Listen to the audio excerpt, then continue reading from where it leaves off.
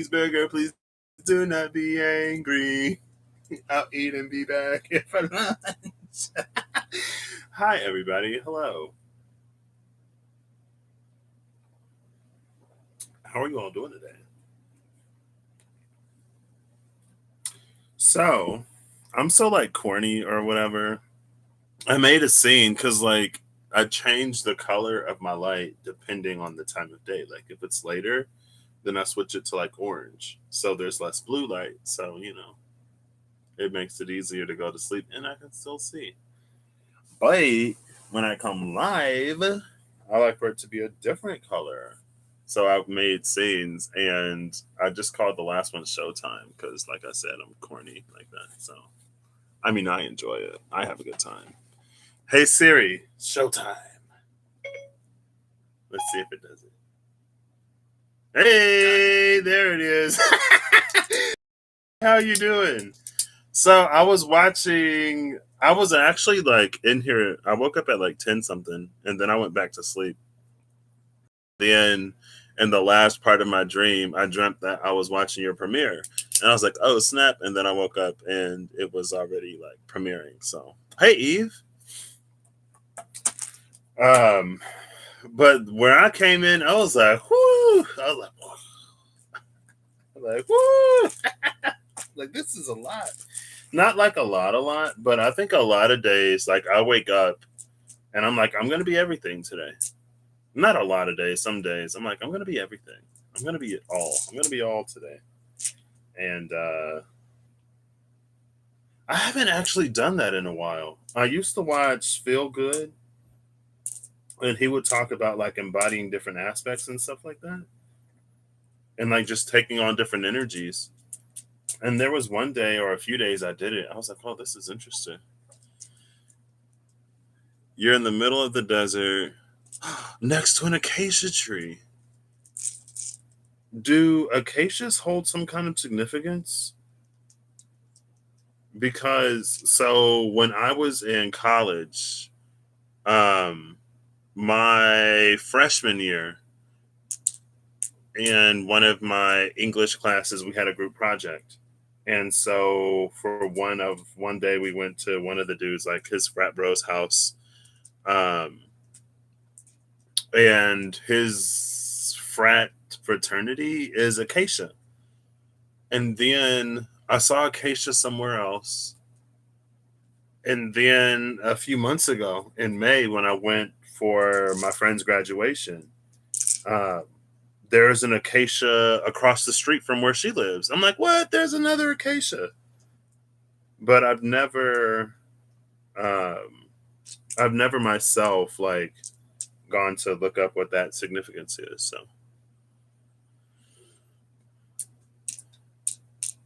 for you, you're finding it right now. You got there and broke down. Also collecting six for divination stuff. Oh, nice. Yeah, I saw that today. I didn't watch it yet. I went in and I liked it. I was like, I'm gonna watch this later. I'm honestly like I'm avoiding Jira because I can't see Jira and not think of Carcer, which is prison, and Geomantics, which is what I'm gonna do today. Which is what I'm gonna attempt today. It's what I'm gonna do today. But we'll see how this works out. Oh my gosh, back to the desert. I can't, oh my gosh, melting under the sun. Like I said, I'm glad you're out there doing it, Corey. Because I mean, I guess if I had to, what choice would I have? But I don't like heat. Yeah, no. Mm-mm, mm-mm. It does. Okay. Yeah, that's why I'm avoiding it. I'm just like, nah, I'm good. I'm good. Oh no. Oh no. It's fine. That'll be something to do at the end of the video, I guess. You're finding your soul right now. It's amazing, but stripping you of everything. Oh, yeah, that reminds me. I guess again, like that Samyaza energy. It was that line in there of um, when he turned his back on like the life that the universe had given him, or something like that, and how it's like, and I guess I talked. It came out a little at the end yesterday of like that point where we sort of like to become more, we also become less, and navigating that. So, oh my gosh, I'm sending you all of all of the you got this vibes, and whatever you need and the times that you need it most. I hope you find it. I hope it makes its way to you and you make your way to it and you find each other.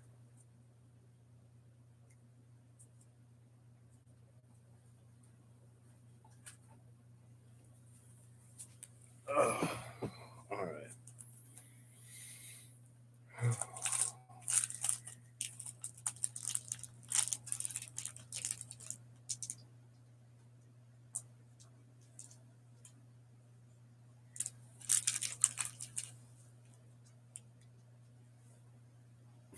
Oh, I'm like, oh my gosh, I literally just had these. Where did they go? No problem. Simple Man by Leonard Skinner. Never heard it, but I'll look it up after this. Oh, wait. Maybe I have.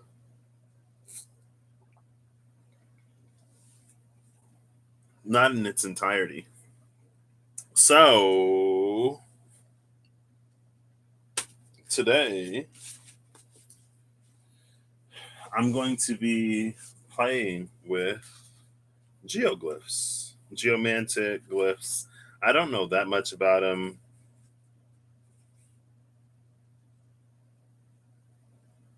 What is this? I drew this thingy on here and I wrote bathrooms. Like, what? I don't know. Okay.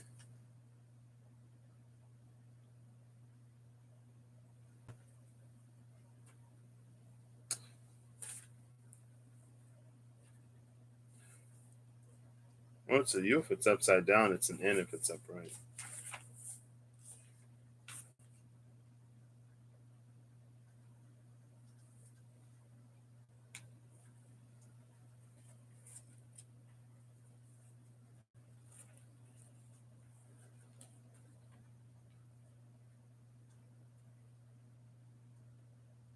1 second.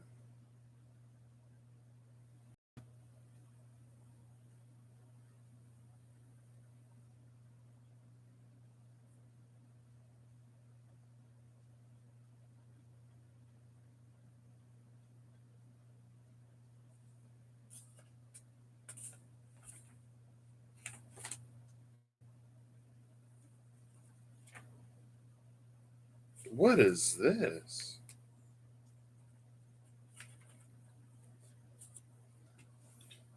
I'm just like flipping through this. One day I wrote, a cross came into mind, no landscape, no hearing, a team of people. And then I wrote words on top of words. I do that sometimes. I don't know why. Past gas. What? Looks like pressure. Maybe. I don't know what this is.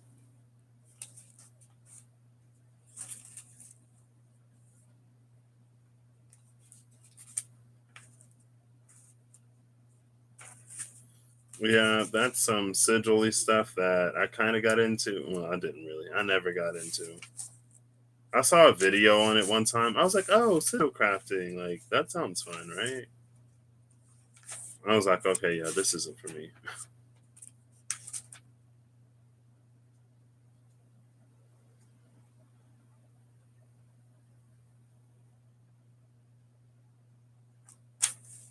Sorry.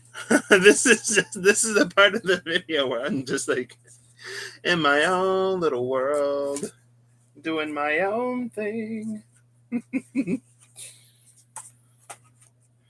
I'm trying to find a page where I want to write this.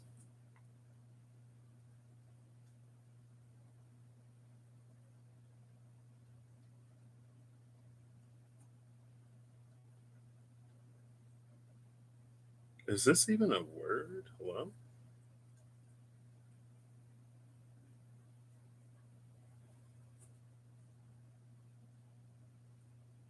MOFST. What is that?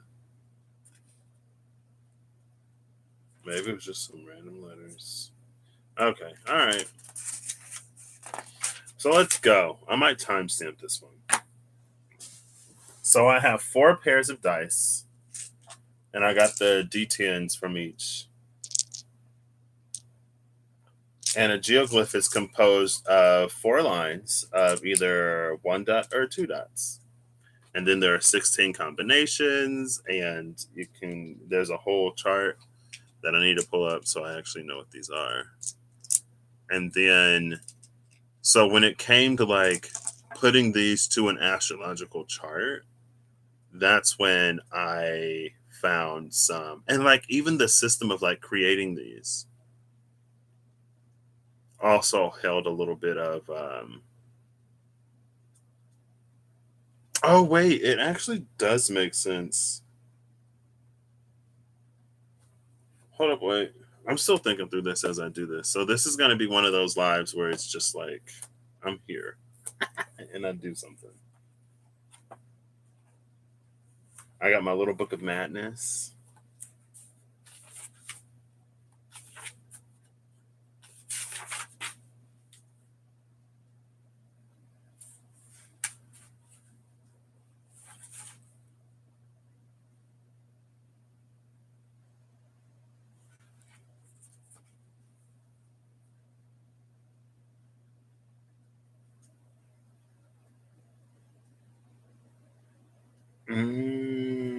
Okay.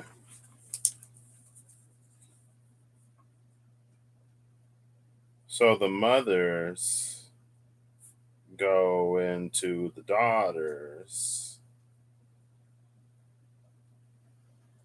but the nieces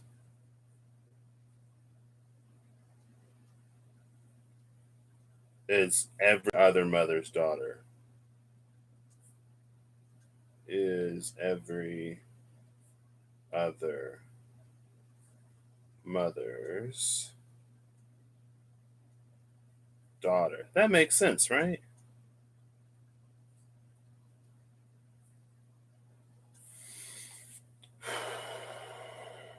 So the mother is the first 4. That's what you started searching Geomancy. What? Really? I don't know if you heard how I happened upon Geomancy, but I can share the story. Um, let's see. I need my phone for this. Ooh, that's nice.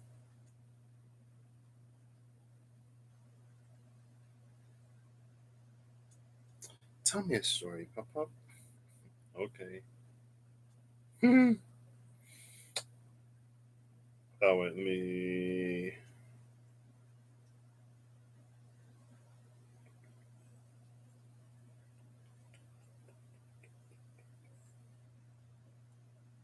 I think this would be the easiest way to find it. I could have literally just went to.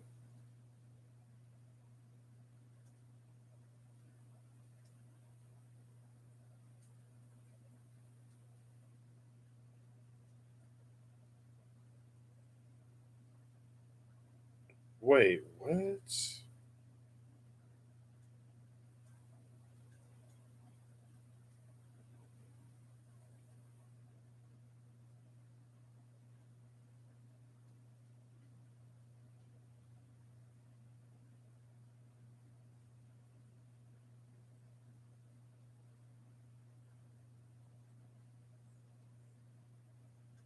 Who is Dave? Okay, anyway. Sorry. Hey, Ariel. I'm just like here today, apparently. Am I here today? I don't know. I drank the gas water yesterday. with Reem. And at first we were like, I don't feel anything.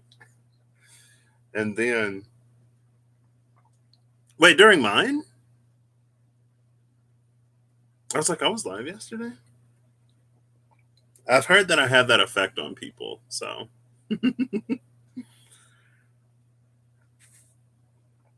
let's see.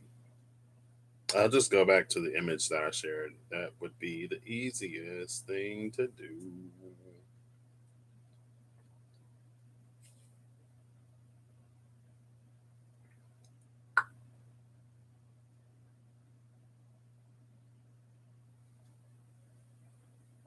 This.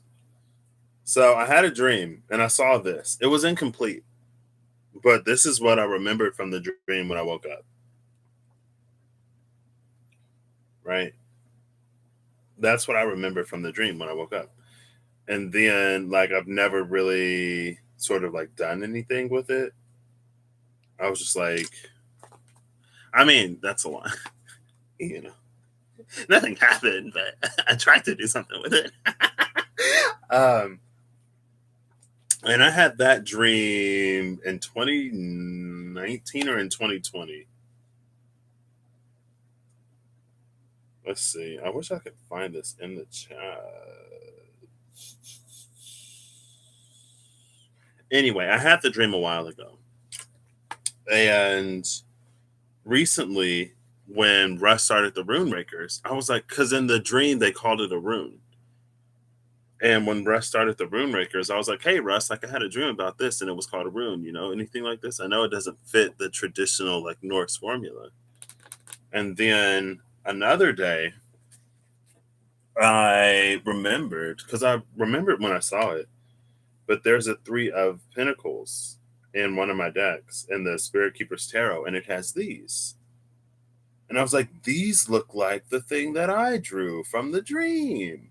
And so I went to the entry, and that's when she mentioned that it was medieval geomantic sort of glyphs or whatever, medieval geomantic symbols, and that's how I ended up on geomancy.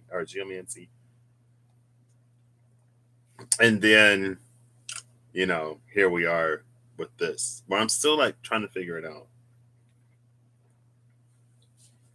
The different things that I found, they don't necessarily feel like, of course, there's going to be discrepancies between them, right? And I was like, I'll get to it when I get to it. It's not feeling like whatever. So I was like, I don't know. So it's 4 lines of either a single dot or 2 dots, even or odd. Even is 2 dots, odd is 1 dot.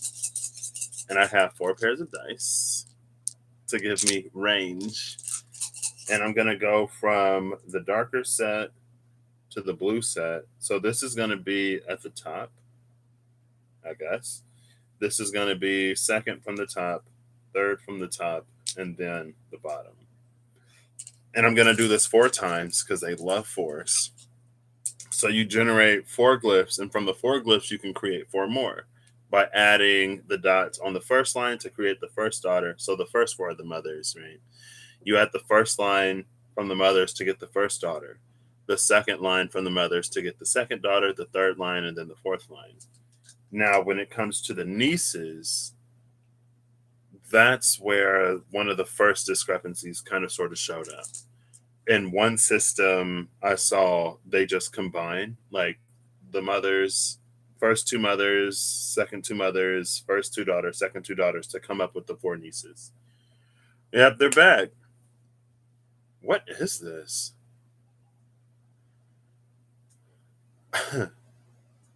Oh, I got this weird feeling. Oh, ew, ew. Ew, it's like a tickle. I got like a tickle right here. Ew, that feels weird. It feels weird. Oh, I'm feeling weird. So, but in another system, because you can tie them to the astrological wheel, and the houses that each mother or daughter or niece represents, there was also a discrepancy in that. But I'm like, the mother's cardinal makes sense. The daughter's fixed, I guess, would make sense, and the niece is mutable. And that's how they did it in the video I saw. But I'm going to go the other way around.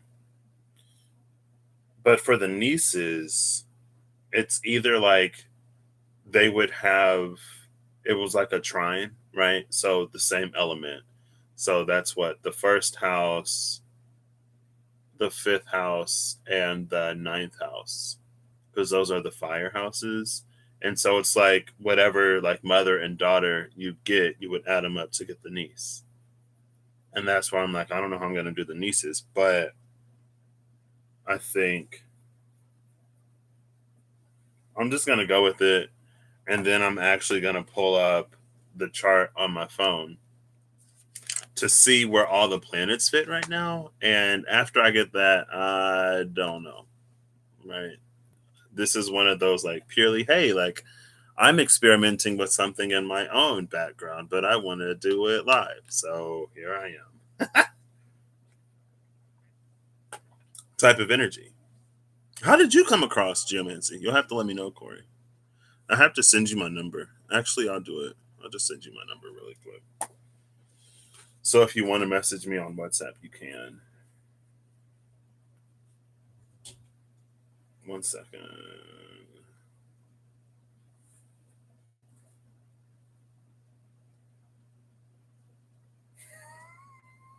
Hmm. Oh, here you are. I was like, what was I looking for again? Oh, that's the wrong number.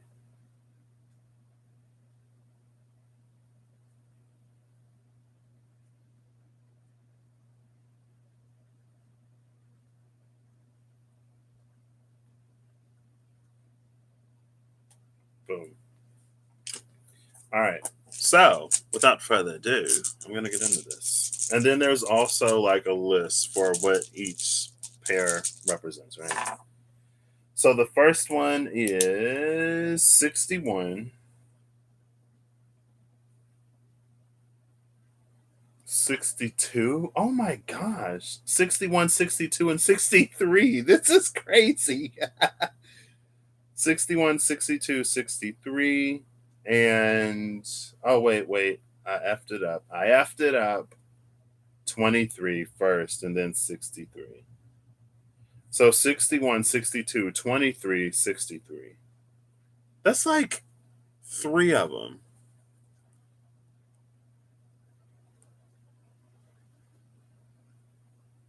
Oh, well, there you go. Like these go from 0 to 99. 61, 62, 63, and 23. That's crazy. 23 is a 5. So this is 7, 8, 5, 9. So it feels like, I guess I'm just going to, it came out, okay? It feels like we're in between the 8 and the 9. 8 is a number of, for me, 8 is a number of mastering something. 9 is a number of completion, and then take 10 takes it like beyond, right? Because it's like at the 4, we think we're good, but something happens, and then that's the 5. It's the space that tells us that there is more. And then at the 6, it's like we find our equilibrium again, but it's like the post second. Anyway, I'll just keep, if it makes sense. This is how my brain works, okay? And I'm getting lost just trying to explain it. At the 7, we realize that there's like an element that transcends the physical, right? At the 6, we reach a sort of physical mastery. We know how things physically work, but at the 7, we realize that there's something behind the scenes. And at the 8, that's where we're going in and we're trying to figure out what it is.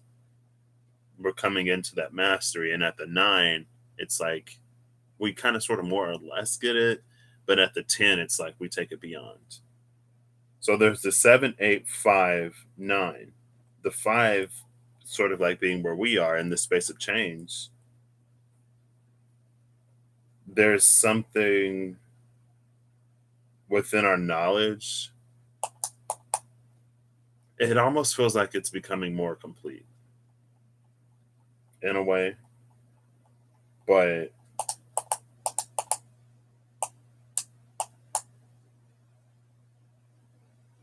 we're wrapping up. We're in this cycle of mastering something. Boom. That's easy. And a cycle of mastering something. Okay. You've been in the sigils this week thanks to LB. And you said that you saw yourself drawing them in the earth, making them out of hearts. Ooh. I feel like I'm starting to get a little woozy. You've only carved sigils and candles. 8 is also balancing infinity. 7 is the ether. Same Eve. And the candles work incredibly well. Oh. Ooh.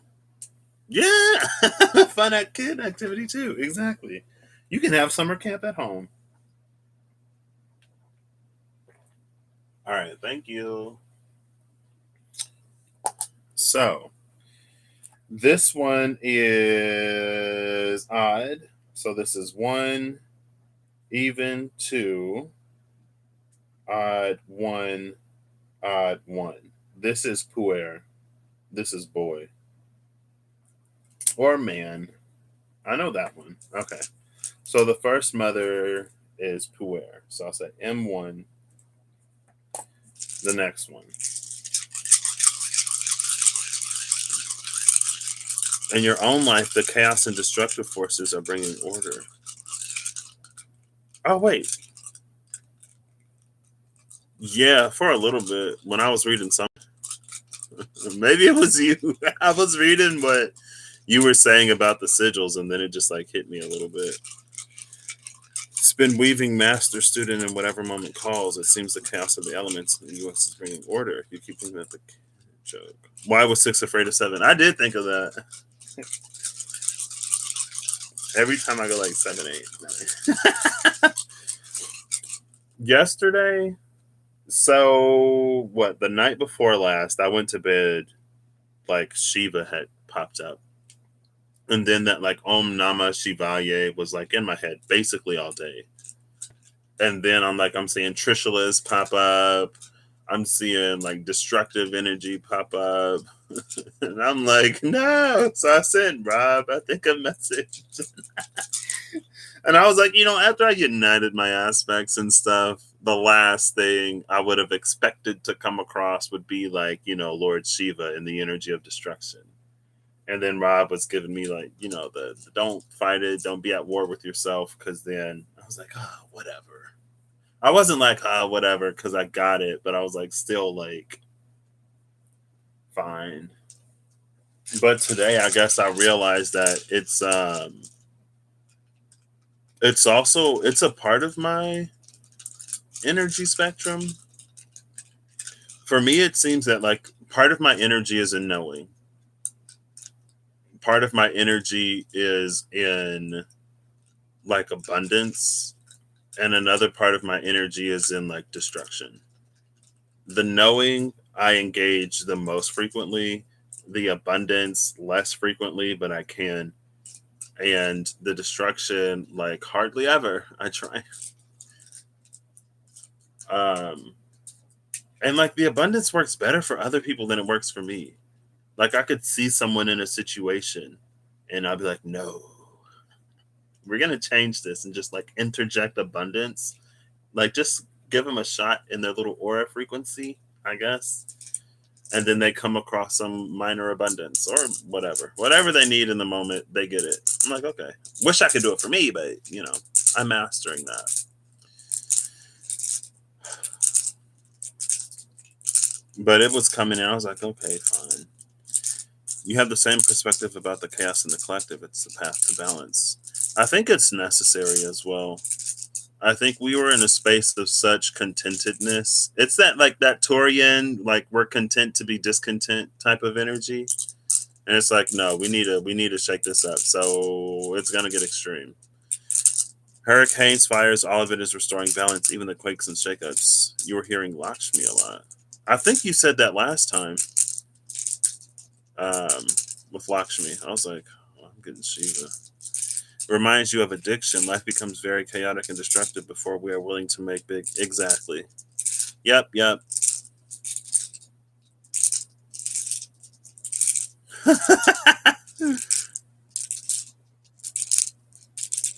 Hello, fun facts about me. I just feel like it speaks to the beauty of. Oh, there was a zero. Oh, there's a triple zero in here in the blue set. I want these, but I'm not left-handed, so it's 58.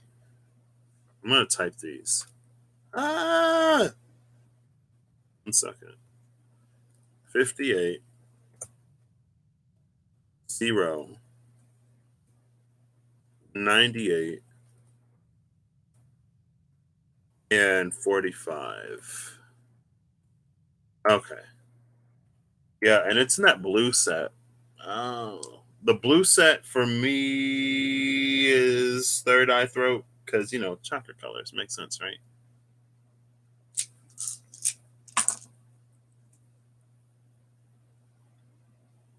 I'm actually going to take these as the third one, too. So let me write this down for a second. 58.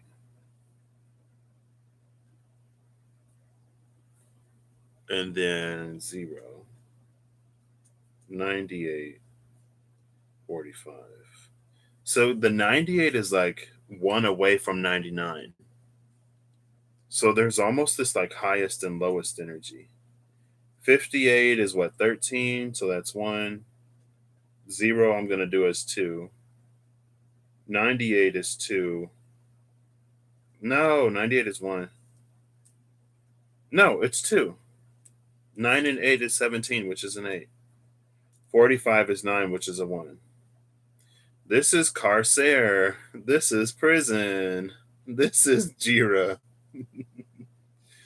So the reason why, can I use this? I can use this. The reason why Jira reminds me of Carcer, prison, is because Carcer is a 1-2-2-1. And if you look at Jira, it's like, oh wait, hold up.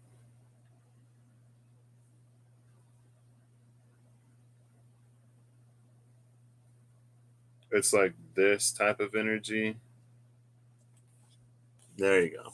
So this is Carcer. It's 1-2-2-1. And Jira is kind of like this. So if you take it line by line, there's like 1 here, 2 here, 2 here, and then 1 here. And that's why I'm always like, oh, all I do is it's prison to me. I see it as prison. But with this, especially with the 0 and the 98, 58 is a 13 and 9 is 9. So it's this energy of like stretching. Yeah, it's the widening the range and scope. Okay, let's see. 0 is like everything, the all no separation. You think it's common for star seeds and light workers? Yeah, especially a lot of I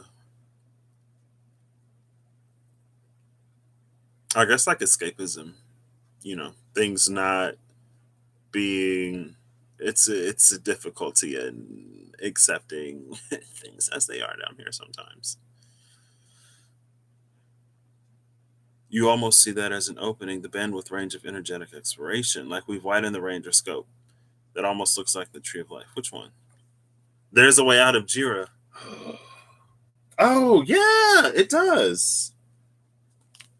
All it's missing is this is 8, right? No, this is 6, girl. Math, Patrick. Tiferet. So we need Tiferet, and then we need the middle 2, and then we need the root under it. And then we have the tree of life. Boom. I'm going to have to watch your video, Eve. You got 7 with Jira. Oh. Like 2 7s? Okay. So far we have Puer and Carcer, the man in prison, the imprisoned man. Divine masculine, is that you? Oh, I was gonna take these. I forgot. Okay. You feel stretched before we move into balance. It's definitely a stretching. I felt that the other day. I was like, what the? Okay. So 72, 62, 14, and 75. 72, 62, 14, 75. 14 is super low. And this is the sacral dice. Oh, snap.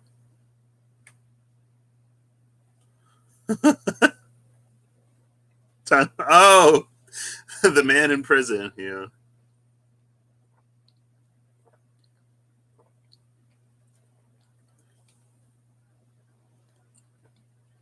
Yeah. I feel like truer masculine energies have been almost as abandoned as like truer feminine energies, as like this other sort of version has been going rampant, but we've been feeding into it, so we may not necessarily. It's like when you take a second to stop and look at the contrast between the two, then you could probably start to feel how like rejected and neglected and abandoned that truer, more divine masculine energy has been, especially in all that it isn't allowed to be and that it isn't allowed to express. And it's almost like in that moment of realization comes everything that you've missed out on all at once. It's a lot. Eve, I'm gonna have to watch it. I haven't. Well, I guess I've been like drinking runes, but I haven't sat down to like rake one in a while. So I'm like, it's balancing out. The masculine energies have been abandoned a bit. That's why bringing it forward is releasing a lot. You think we had to stabilize the divine feminine a bit in order to hold the divine masculine while it heals? Oh, the fight because it hasn't been seen. Mm. What brings the warrior masculine? It's currently resisting love.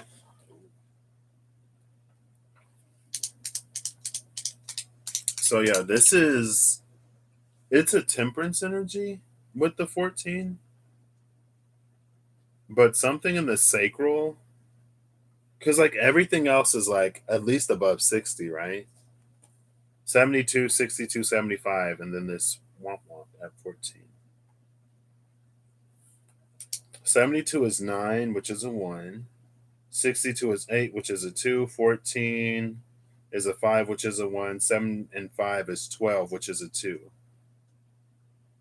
So this one I'm going to have to look up because I don't remember this one. The 1 2 1 2, even though I've gotten this. Yeah, no, amicio. 2 1 2 1 is acquisitio. Acquisitio. 1 2 1 2 is amicio, which must be lost.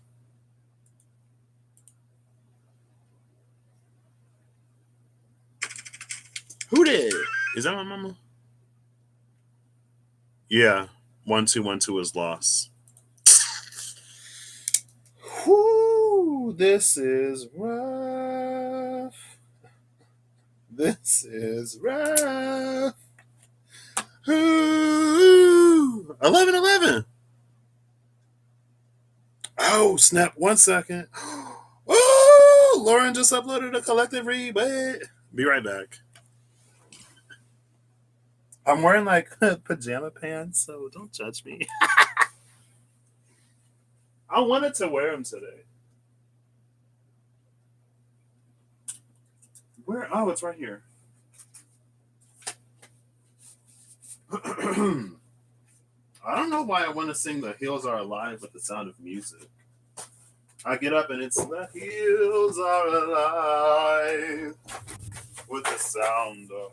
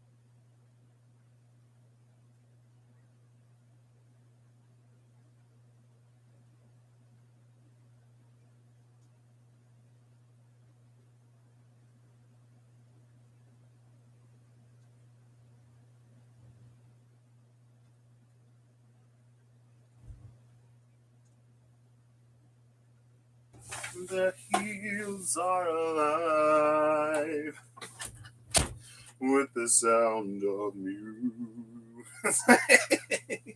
Oh, 1 second. Hold up. Oh, oh. As punctual as always, and by that I mean several weeks late. Oh, goodness.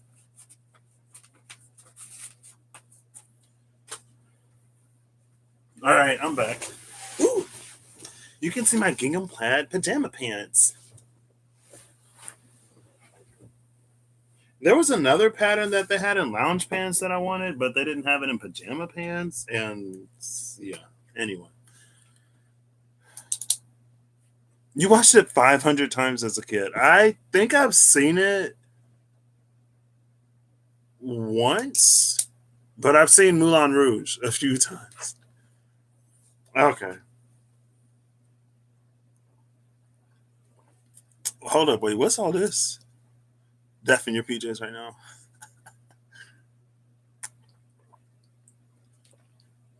All right. I missed a lot. I think that's fine.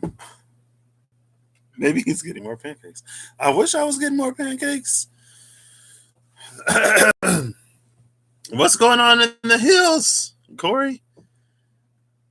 Right? Oh my gosh! At first, I was like, "Oh my gosh, this movie is crazy. What's happening?" I cried like the first 7 to 10 times I watched that movie. Probably like every other time I watched the movie. All you can think is the hills have eyes. I was very much so horror scare movie averse um, myself. This is rough. So we have man, we have prison, we have loss.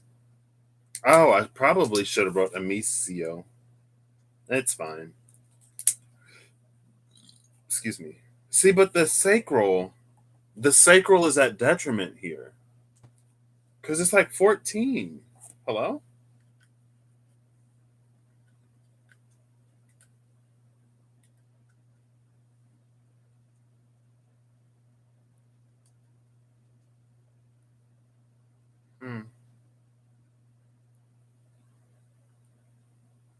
98512. Okay, let's just get this last one.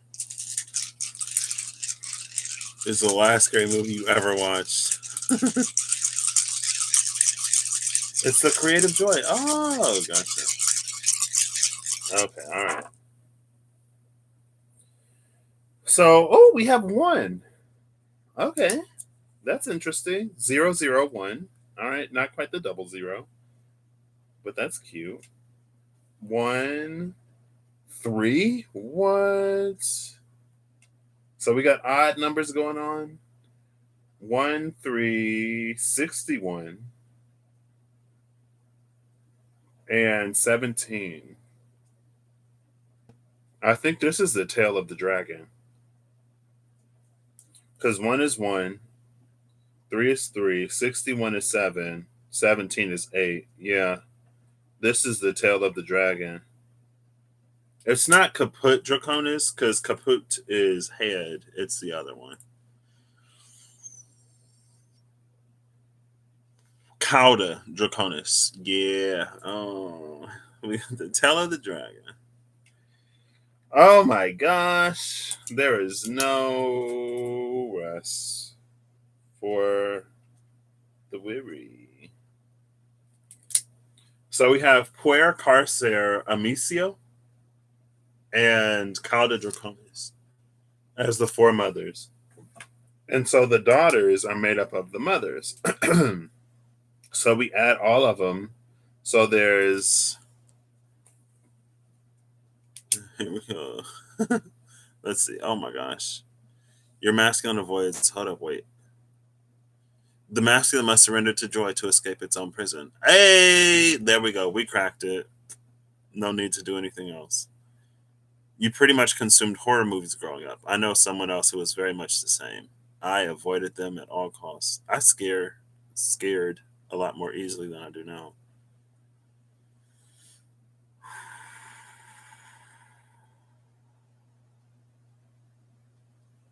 Definitely not soccer moms. But the tail is tasty.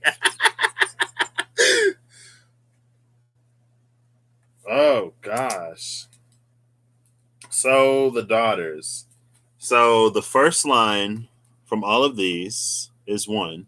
So that's four, which is two dots.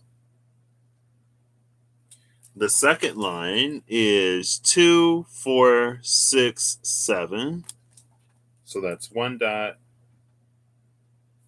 The third line is one, two, three, four, five, which is one dot. Oh my gosh, is this the head of the dragon? And then we have one, two, four, six. Yeah, this is no. Conjunctio. 2 1 1 2. 1 2.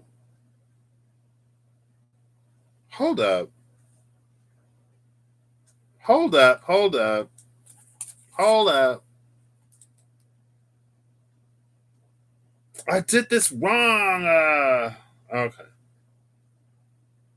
That's to get the nieces. To get the daughters. I was like, wait, I'm starting to add before I should. So the first daughter, it's 1 1 1 1. The first line from all of these. That's how we do this. Thank you, which is Wea way. The second daughter is the second line. So it's 2 2 2 1. That one is, it's either like sadness or joy. Tricitia, which is joy. No, that's sadness. Oof. Tricitia. Yeah, that's sorrow. Goodness.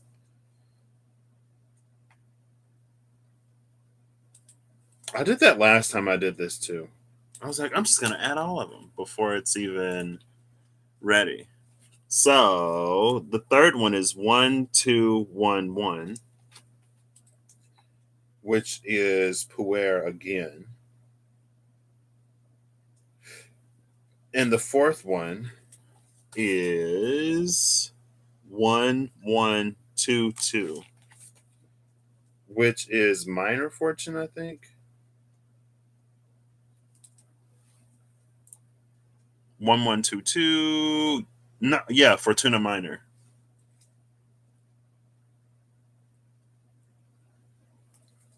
So way sorrow boy and minor fortune. This is like small gains. But I feel like that's an energy where it's like, we can be in a less divine, a more easily swayed, a little bit more of a toxic masculine energy, and we can experience gain in that energy. And because we experience gain, it's like we continue to do it. But it's like minor gain. And it's the way to sorrow. Like, it's not, the path itself isn't very, it's not very like fulfilling, and it doesn't leave us feeling that great. But because of the gains we sort of put up with it, right? That's kind of sort of how we accept that, to make it in life, sometimes you're going to do stuff that you don't want to do. You go to work and you're miserable, and then, but you get a paycheck and everything's okay. I don't know. Puer means stinky in French. Does it really? Are you serious? Because French is Latin based. Do the French avoid Puerto Rico? Oh my gosh. Lots of gains, lots of misery. Yeah. So now to get the nieces, I'm gonna add. This is how I'm gonna do it. Because it's like every other mother's daughter is her niece, right? Like your sister's daughter is your niece. And so I'm gonna add the daughters. So for the first niece, I'm gonna add daughters 2 through 4. Second niece is 1, 2, 3, and 4. Third niece is 1, 2, and 4, and then fourth is 1 through 3. I think that's how I'm gonna do it. Yeah, that's how I'm gonna do it. Okay. So this is 2 plus 1 is 4, and I'm gonna add them like line by line to get it right. So 2, 1, 1 is 4. So that's 2.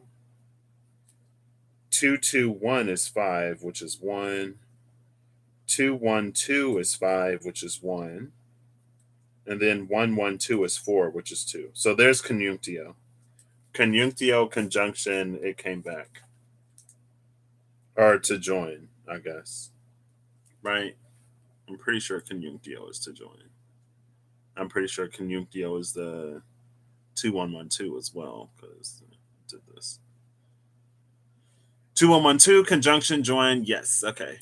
Now these also have hey Gia. Confucius says stinky pits make stinky fits. What? I mean, it's just the earth. The earth just does it to us. You know, you go outside and you come back in and you stink. It's like I didn't even do anything. Hello? Okay. So niece 2 is 1, 1, and 1, which is 3, so 1. 1, 2, and 1, which is 4, so 2. 1, 1, and 2, which is 4, so another 2. And then 1, 1, and 2, which is 4, so another 2. This one is Letitia, which is joy. This one is the opposite of the sorrow, if you can see right here. It's like 2, 2, 2, 1. This is 1, 2, 2, 2. That's cute. So niece 3 is 1, 2, 1, which is 4, so 2. And then 1, 2, 1 again, which is no, yeah, which is 4, so 2. 1, 2, 2, which is 5, so 1. And then 1, 1, 2, which is 4, so 2. This is another one that I don't see often, so we're gonna have to look this one up. Two, is this Albus? Yeah, this is Albus. So white. Albus. Pretty sure.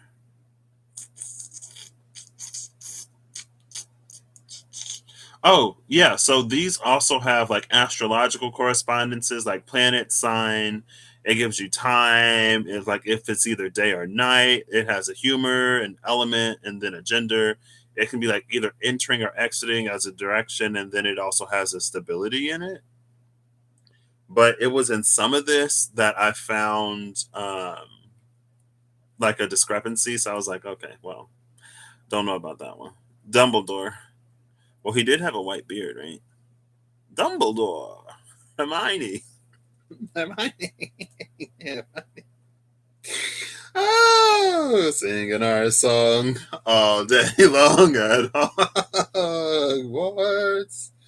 Oh my gosh. Okay. So for daughter 4, it's going to be 1, 2, 1, which is 4. So 2. Or for niece 4. And then it's 1, 2, 2, which is 5. So 1. 1, 2, 1, which is 4. So 2. And then 1, 1, 1, which is 3. So 1. And this one is acquisitio, I think.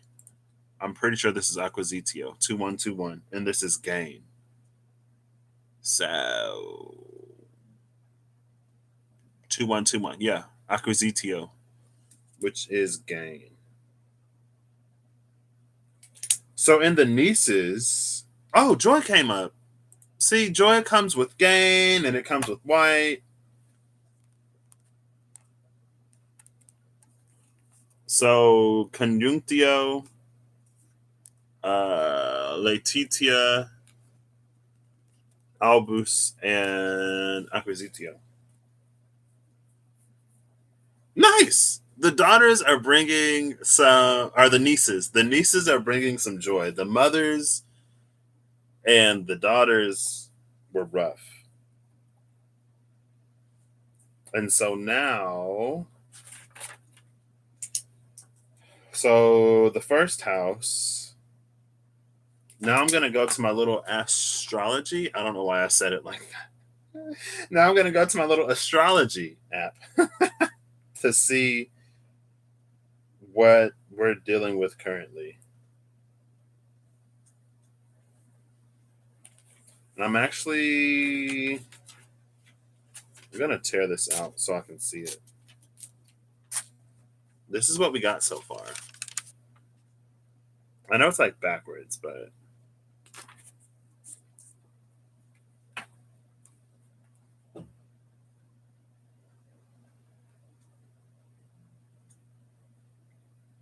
go to the trend. No, no, no, no, no, no.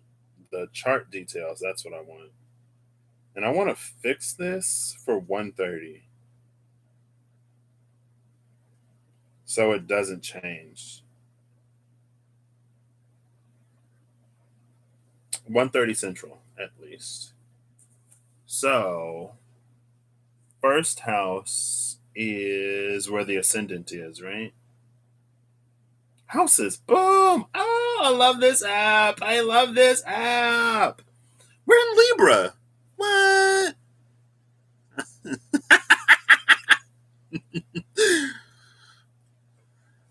It didn't look backwards to you? It doesn't? What? Okay.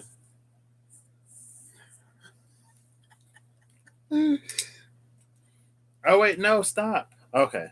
So we're in Libra right now, which is interesting. So, first house, it's in Libra. It's empty. Well, the part of fortune is in here. And this is Puer, which is the boy, right? Or the man. I'll say man. I could have said masculine. Second house is Scorpio.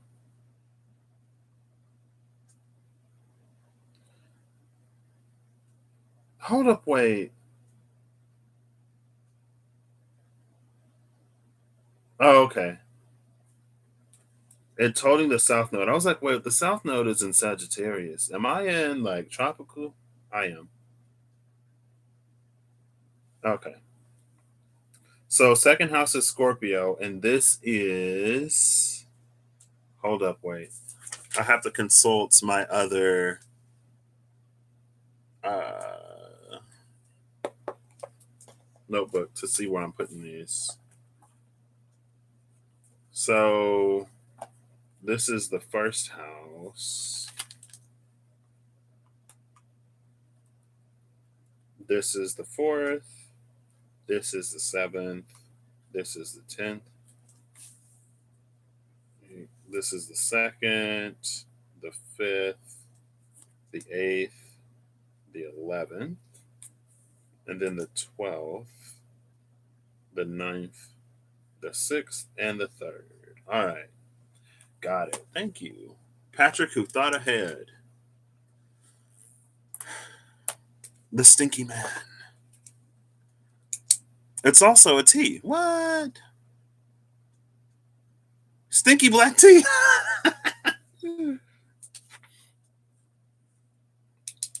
All right.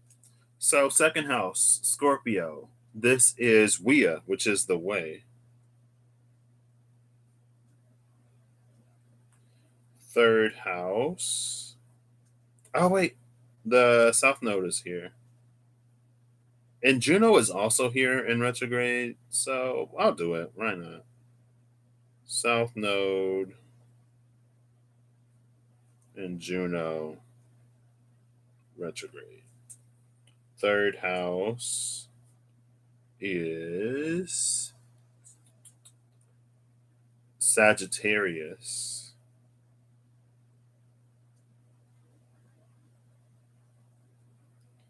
This is gain, acquisitio.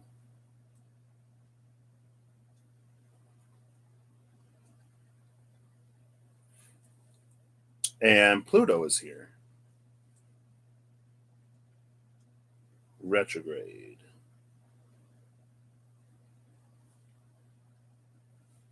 Fourth house is Carcer, and it's also Capricorn.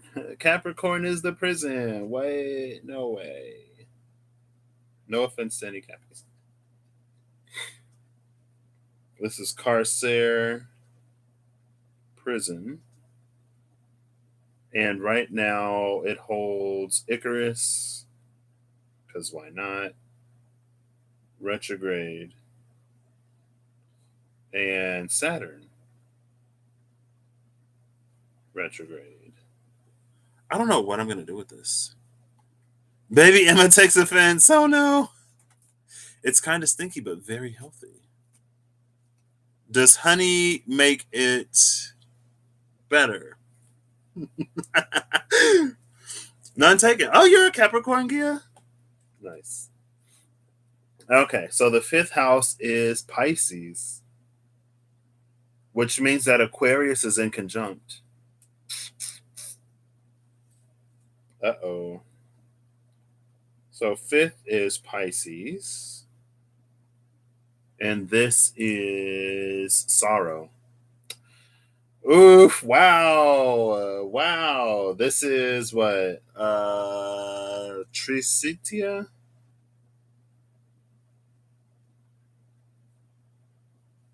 Sorrow. This holds Neptune. Hold up! Wait! Girl, no! I fixed the time. Stop moving. Stop moving.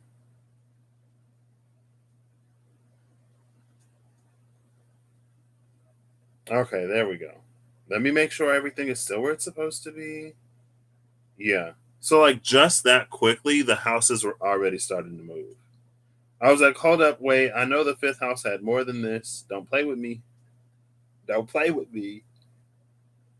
Wow. So it's like 20 minutes. It's like just barely Pisces when I did this.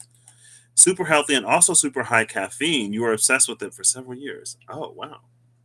I am not. Caffeine just like doesn't really do anything for me. I'll still be exhausted on caffeine. So, you know. So the fifth house is Pisces Tricitia Sorrow, and it holds Jupiter retrograde,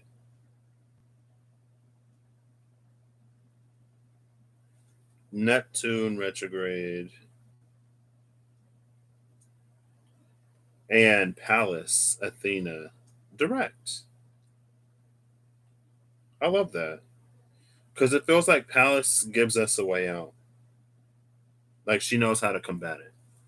So sixth house is Pisces again. And this is Albus, which is white. Oh, I love that. So it goes Pisces is holding both sorrow and white. What is white? I don't know. This holds Chiron and Black Moon Lilith, both direct. Woo, that's some heavy energy.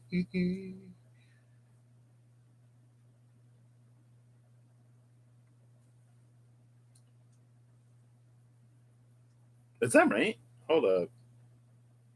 No, that's regular Lilith. That's not Black Moon Lilith. Okay. I was like, wait, I'm pretty sure Black Moon Lilith is like beyond that. So this is Chiron and Lilith. So there's like an asteroid Lilith, and there's also the calculated like dark side of the moon Lilith. There's two Liliths in astrology, apparently. But most of the time we look at Black Moon Lilith. Seventh house is Aries. This chart is all backwards. Because that's like, Libra naturally sort of rules the seventh house. But it's Aries now. Oh, goodness. This is Loss, which was Amicio, I think. Loss. Seventh house is holding Eris and Uranus.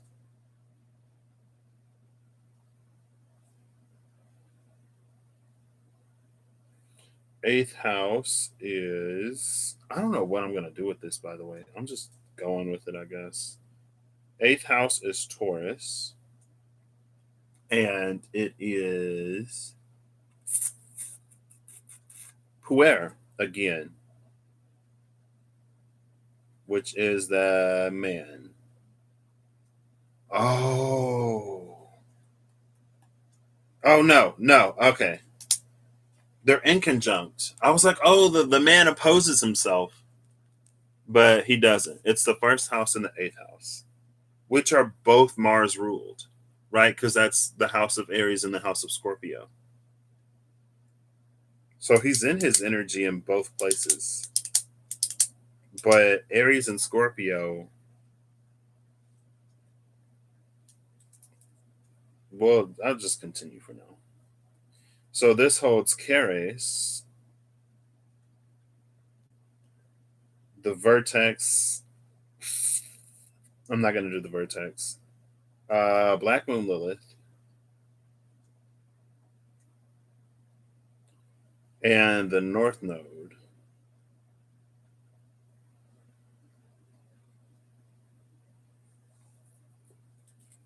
Ninth house is Gemini.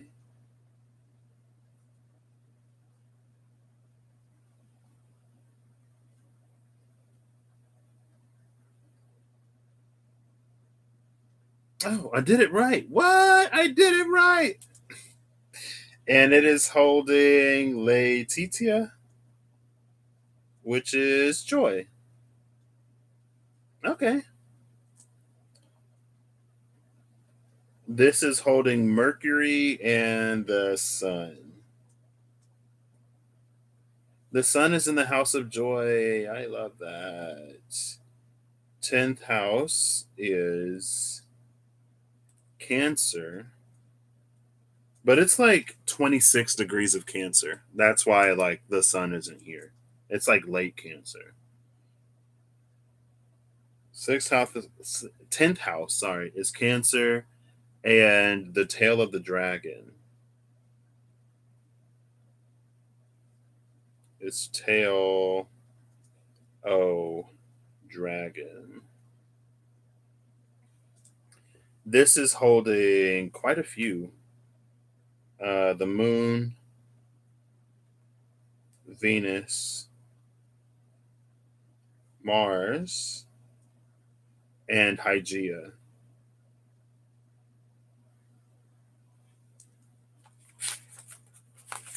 The 11th house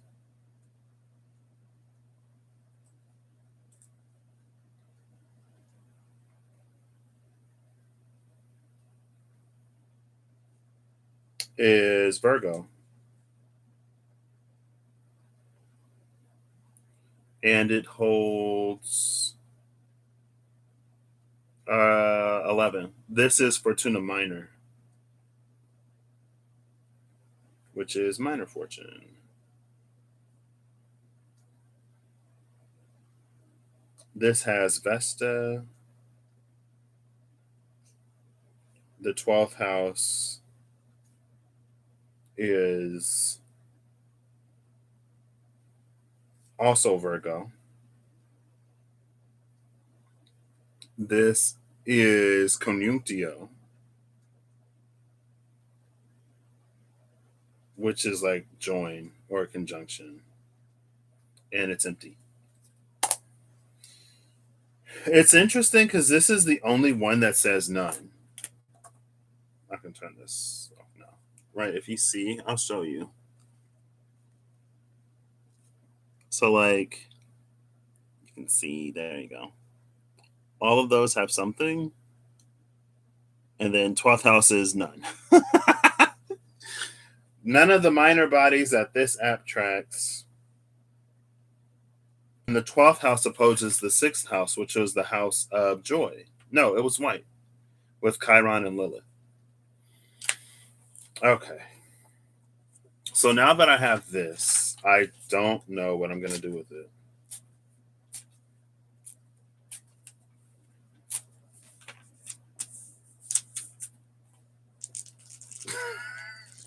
Can someone tell me what to do now? I have a deck. Oh, the honey makes it less stinky.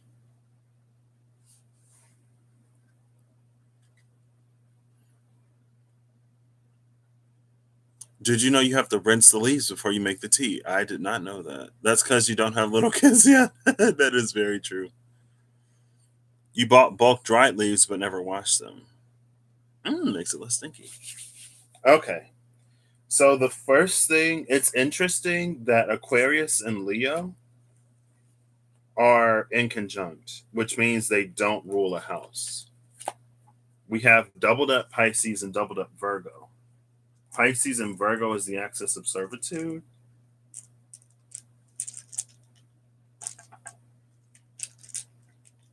I'm actually gonna go to the restroom and then I'll be right back. I'm thinking of pulling cards. I have oh, okay. All right, I'll be back. Sorry. Bear with me. No pancakes this time.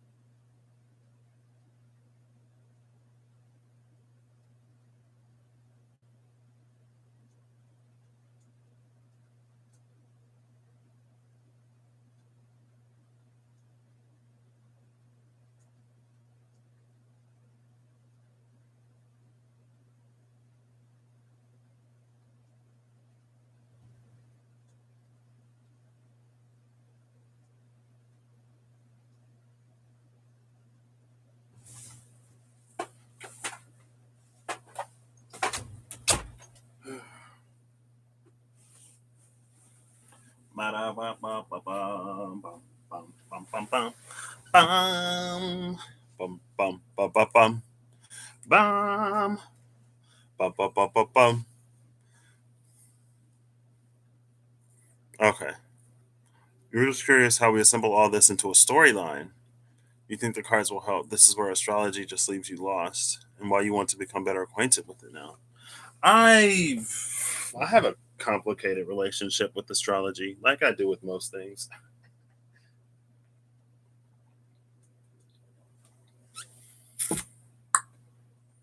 I'm interested in what's going on with this dude.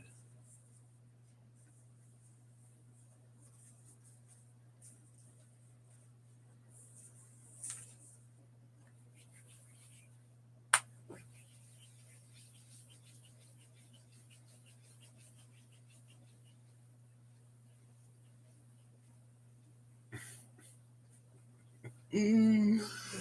And we're going to the Mystical Dreams Tarot. I was trying to avoid it. I was trying to avoid it, and then it called me. It called me. Well, actually, we've seen the dude. Last time we saw the dude, he was working on that thing to make himself whole. He was doing his little dude ritual thing. Oh, look, there's Mayat, which is justice. So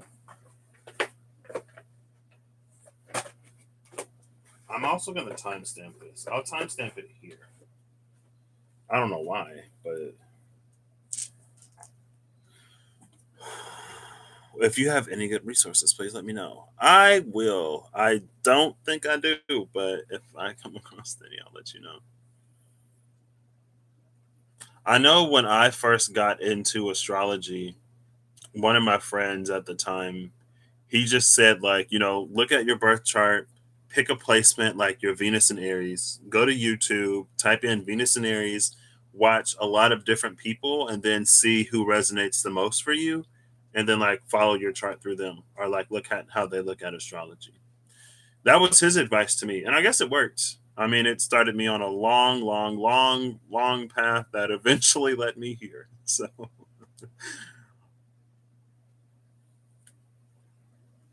this is what I wanted. Okay.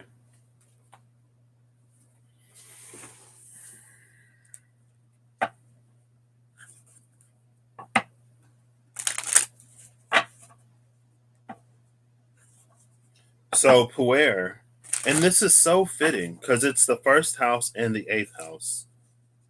So, if we take out, so the first house is the house of Aries. Oh, I was going to timestamp. Let me timestamp. 1 second.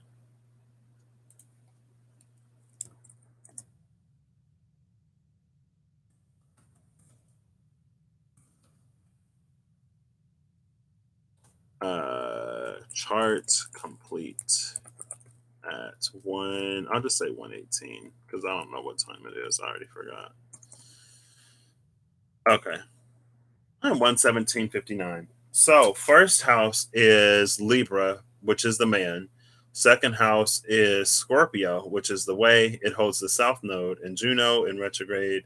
Third house is Sagittarius, gain. Pluto retrograde. Fourth house Capricorn, prison. Icarus retrograde. Saturn retrograde. Fifth house Pisces, sorrow. Jupiter retrograde. Neptune retrograde, and Pallas Athena. Sixth house Pisces again, white, with Chiron and Lilith. Seventh house is Aries at loss with Eris and Uranus. Eighth house is Taurus, man again, with Ceres, Black Moon, Lilith in the North Node. Ninth house, Gemini, joy, Mercury and the Sun. Tenth house is Cancer, the tail of the dragon, with the Moon, Venus, Mars, and Hygeia. The 11th house is Virgo, minor fortune with Vesta. 12th house, Virgo again with join or conjunctio, conjunction. What's interesting, though, is that so the first house is the house of Aries, the eighth house is the house of Scorpio. So those are two like Martian, sort of like Mars ruled houses. And the man came out for the first and the eighth house. What's also interesting is that Libra is ruling the first house right now, and Taurus is ruling the eighth house. Both of those are Venusian. And so there's like the energy of the man is in Venusian houses with Libra and Taurus energy right now, which is interesting because Mars and Venus are in the space of conjunction right now. That's like becoming exact. So that's immediately just like, this is really interesting. Oh my gosh. Are these woozies? I don't know. It's taking you about 2 years to understand the major placements in your chart. They're all in Aries. So many crazy over here. I mean, Pluto is in Capricorn retrograde still. So I think Pluto's doing a lot to. It's like as we sort of evolve and change and elevate, then it's like Pluto can simultaneously change the system because it's still in Capricorn. And with it being retrograde, it can almost be a time of like increased sort of scrutiny a little bit. So I think like Pluto and Capricorn for us, like for everything else moving on, is actually beautiful because it can change the foundations before it moves into Aquarius, right? Also, I was thinking about the Maelstrom earlier today, and it reminded me of what Corey was saying about. Corey, what were you saying? Alignment and ascension. I think it was alignment and ascension, where it's like trying to get to the eye of the whirlpool is sort of alignment, and then ascending that the vortex would be ascension or something like that. I don't know. But there's something interesting going on with this Venus Mars energy. So what I'm gonna do is I'm gonna focus on the man because it seems to be it's his journey. Awakening and ascension. There you go. So I don't know, it reminded me of that. Like one of them is sort of one process, and then the other one, well, this would be ascension if we go by that, and this would be awakening down here, getting to the eye of the storm, where we can kind of sort of see everything that's moving around us. They go conjunct on 713. 713 is the mystery spot. I've been thinking about that. I haven't forgotten that 713 is the mystery spot. I don't know what's going to happen, but Eve knows what I'm talking about. So, what happened was one day I reached into my little box of calendar stuff and I pulled out a few dates. And every one that came out was a Tuesday. There was one Friday, and every other one was a Tuesday. But they were 4 Tuesdays within the past few months. So it was like um, May didn't have a 4 Tuesday, did it? Yeah, May the 4th was a 4 Tuesday. April the 13th was a 4 Tuesday. February didn't have one. I don't know. They were like, it was the series of Tuesdays that were numerologically fours. And then I was like, what is this? And then the mystery spot energy came up because it was reminding me of that one episode of Supernatural with the mystery spot where um with Sam and Dean, and like Dean would die and then Sam would wake up and it would be Tuesday again and Dean would die again, and Sam was driving himself crazy trying to keep Dean from dying, trying to make it to Wednesday. Um May the 4th be with us all. Um but yeah. So July 13th, it's the last 4 Tuesday of the year. And I think it was like every month except for one of them had a 4 Tuesday. Let's see. I thought so. Maybe not. Maybe it was just April 13th, March or May 4th, June 22nd, and July 13th. And then after that, there's no more 4 Tuesdays, I don't think. And so I was like, "Whoa, what's up with all these Tuesdays?" But then there was like that Friday that was also there.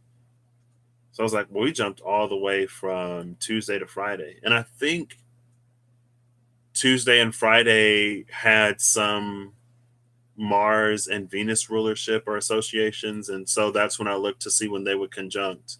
And it was on Tuesday the 13th. So it's the end of the Sirius portal. You wonder what the Pleiades have to do with this energy. You're seeing seven sisters. I was just thinking about them for some reason. Someday. There's been a lot of focus on that date. Ooh. I don't know. It was just mystery spot. August 31st is also Tuesday. Is it really? There's another 4 Tuesday. Oh, it is. I stopped at the 24th. August, we also have what? We have two full moons in Aquarius this year. One of them is in July, the other one is in August. And it's because we have two full moons in Aquarius that we shift back to the new moon and then full moon cycle within the zodiac season instead of the full moon and then the new moon. I think full moon, new moon has been interesting. April, May, June, July, August all have a 4 Tuesday. April, May is what? Gemini? April, May is Taurus. May, June is Gemini. June, July, Cancer. July, August is Leo. So from Taurus to Leo, that little fixed sort of aspecty cusp thing.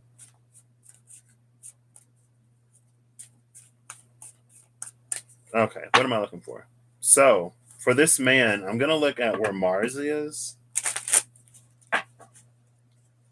I'll look at Venus too, but I'll start with Mars. So Mars it's exalted in the 10th house. Huh. It's exalted in Capricorn.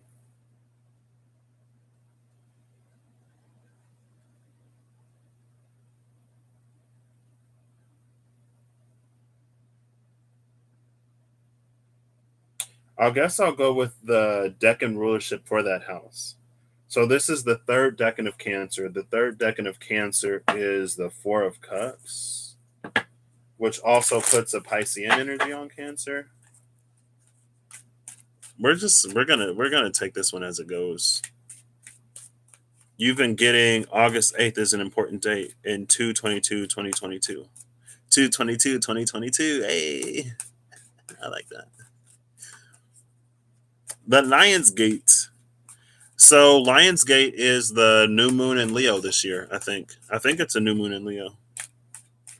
I think around this 22nd of February next year, I think that's around the time that America's going to be like, its Pluto return is going to be exact.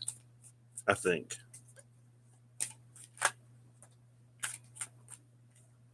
Ooh, the Sorcerer and the Dream Angel came out. With the bottom of the deck being the Hierophant. I'm not going to take it because I don't know what that is. And I'm not going to dig into it. That is what? Extraneous information. I should have kept those out. Whoa! Oh, I forgot to flip them over. Lord of Cups. Oh, Sophia. Sophia and the Lord of Cups. Or was it just Sophia? Hold up. No, I saw another one of you. Yeah, Sophia and the Lord of Cups were both upright. And that was the Divine Feminine Transmutation Optimization and the Divine Masculine Transmutation Optimization. I forgot to flip them over. So I just saw them. I guess if we're talking about Venus and Mars, they're both in the space of doing their thing. Where's the Conjunctio? Conjunctio was in the 12th house and Virgo, and it's empty.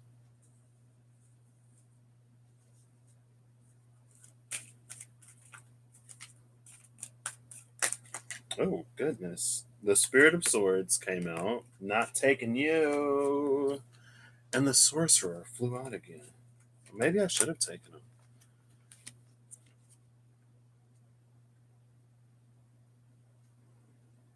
There's something in this Spirit of Swords. It's like it might have trouble. It's like it's blinded by what is beautiful and what it wishes to see, and it's sort of muted by that which would make it sort of happen. Right, because that's what that Scorpio transformation sort of is. And look, here we have the Norns at the bottom of the deck. Spinning that golden thread. Spinning that golden thread.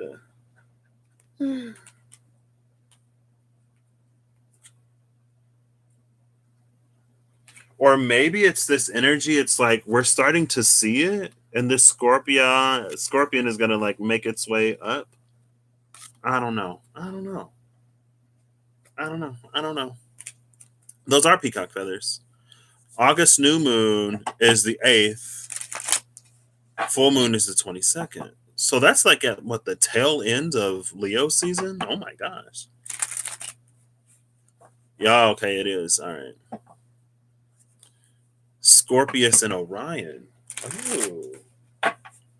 Care to elaborate, Sir of Light? Oh, snap. Look at LB. Oop, oop. LB come in and half my cards fall. Girl. Ooh, 10 of Swords. Hey, LB. How you doing? This is a lot of cards. Oh, look at them. Why not? Oh, wow. Okay, well, maybe not, because this is quite a few. This is quite a few cards, actually.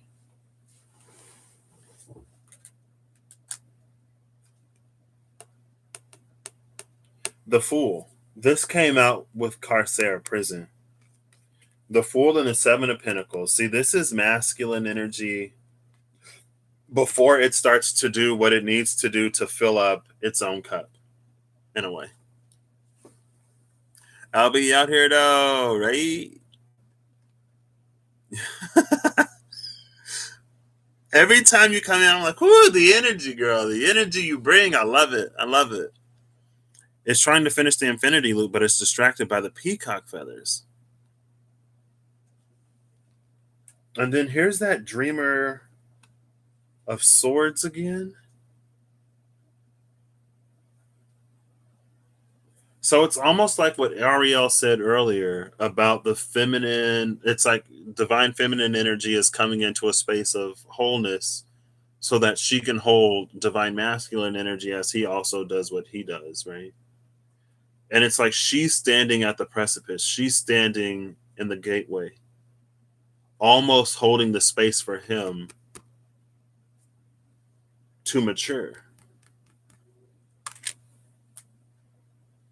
And then the Seven of Cups is here, bringing that. There's some goddess Isis energy here in the wings and in the scarab and in this white obelisk. This reminds me, did y'all see those like little metal obelisks that were just like popping up all over the world apparently? Like they would pop up and then they would just be gone.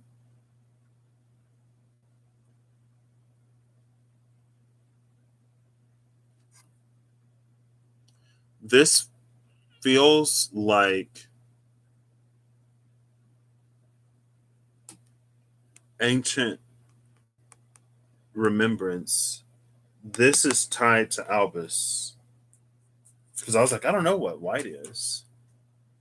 Where was Albus? Albus is Pisces in the sixth house. It holds Chiron and Lilith. So this would be Chiron, this would be Lilith. And both energies are sort of wounded. Lilith almost because she's been scorned. Chiron because of, oh my gosh, they were both wounded by a masculine. Chiron was wounded by Hercules. Lilith was wounded by Adam. According to one version, Orion boasted to the goddess Artemis and her mother, Leto, that he would kill every animal on Earth. Artemis and Leto sent a scorpion to kill Orion. Copied from Wiki. Okay. Ooh, Orion, girl, why? Why? Why? It's also interesting because Artemis was the goddess of the hunt, and Orion was a hunter. I think Eve, was it you, Eve, who came in one day with the dude from the Trojan War, and he had killed one of Artemis's precious animals, and so he had to give up his daughter. And some say that she ended up becoming Hecate, I think. I don't remember his name. Agamemnon. It was Agamemnon. I was like, I don't remember Agamemnon. So it's a similar energy in that. Divine feminine holds space while the divine masculine activates his kundalini energy. The battle caught the attention of Zeus, who raised both combatants to the sky to serve as a reminder for mortals to curb their excessive pride. In another version of the myth, Artemis's twin brother Apollo was the one who sent the scorpion to kill Orion after the hunter earned the goddess's favor by admitting she was better than him. After Zeus raised Orion and the scorpion to the sky, the former hunts every winter but flees every summer when the scorpion comes. That's almost a Persephone cycle, but Persephone almost holds like, what would that be, like spring and fall? The beginning of the flourishing and the beginning of the decay. But Orion holds like the summer and the winter. That's interesting. It was Agamemnon, I'm pretty sure. You'll always show up. That's fine.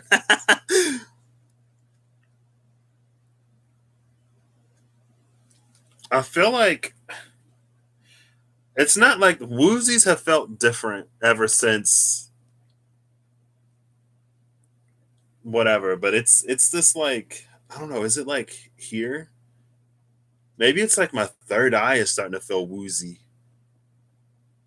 And then usually it like hit me in the crown. I don't know.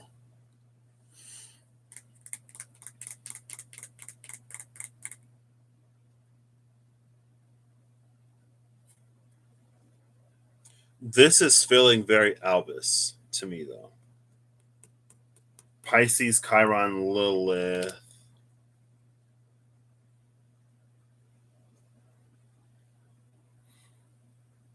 So Albus is the daughters Via Tricitia and Fortuna Minor.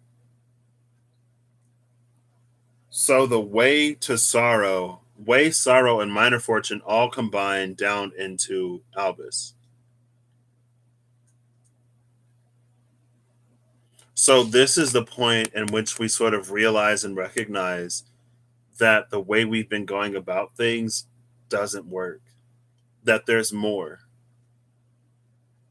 This is where we realize that there's more, and it's the Seven of Cups, which is interesting. There is also this theme of the masculine and the feminine coming to meet, right?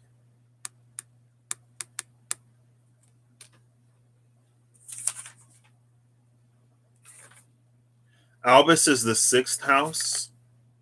Conjunctio is the 12th house.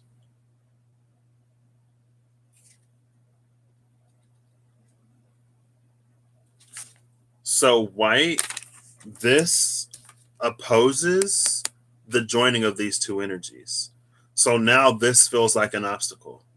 This feels like something that they can't see across, but it's like it's all under the wings of the scarab beetle. So it feels like this is the presence of those ancient ancestors. That like it's coming in and it's trying to help. They're helping us like tear down this tower, tear down this wall, so that these two can see eye to eye and can come into whatever magic the union between them brings. Oh my gosh, this is actually going somewhere. What? This is the Mystical Dreams Tarot, and it was gifted to me by the lovely Eve, Everlong Mystic. I love it.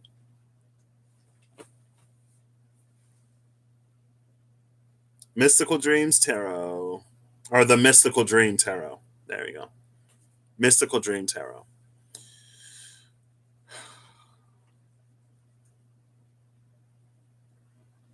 I think I don't want to say like yes, but I think it's also just it's coming through as the energy of those ancient ancestors in general.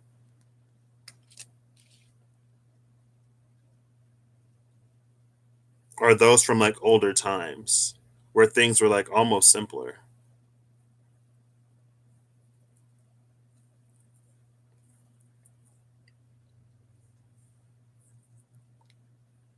Someone just purchased the archetype deck for you. Hey, I'm excited for you to play with it too.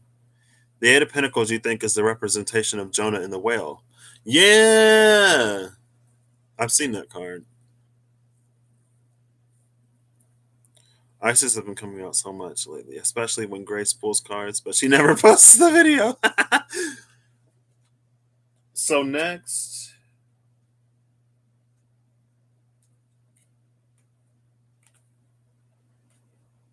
it's all feminine after this. We have the Nine of Swords. This Nine of Swords reminds me of Little Red Riding Hood, but it was the movie that Amanda Seyfried was in? Question mark, where she was the wolf, and the cape protected her. The cape like kept her from being afflicted by her curse. But by the end of the movie, in her self acceptance, I think that was the Rob noise. Was that Rob noise? Or was that Russell? It was Russell. I get the Russell noise and the Rob noise confused. Oh, thank you. Hopefully it does. I might have to. I need a VPN.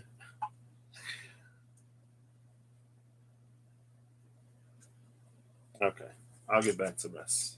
Oh wait, he'll be going to sleep in a little bit. You did? Okay. I really liked the movie. I enjoyed it a lot. Three of Wands is a representation of Jesus and Peter in the boat. What? Change Rob's noise to thunder. I don't think I can. I went through them. And yeah, I gave like everyone like little backgrounds and like custom noises. Yeah, that's the rest noise. It reminded me of like a singing bowl.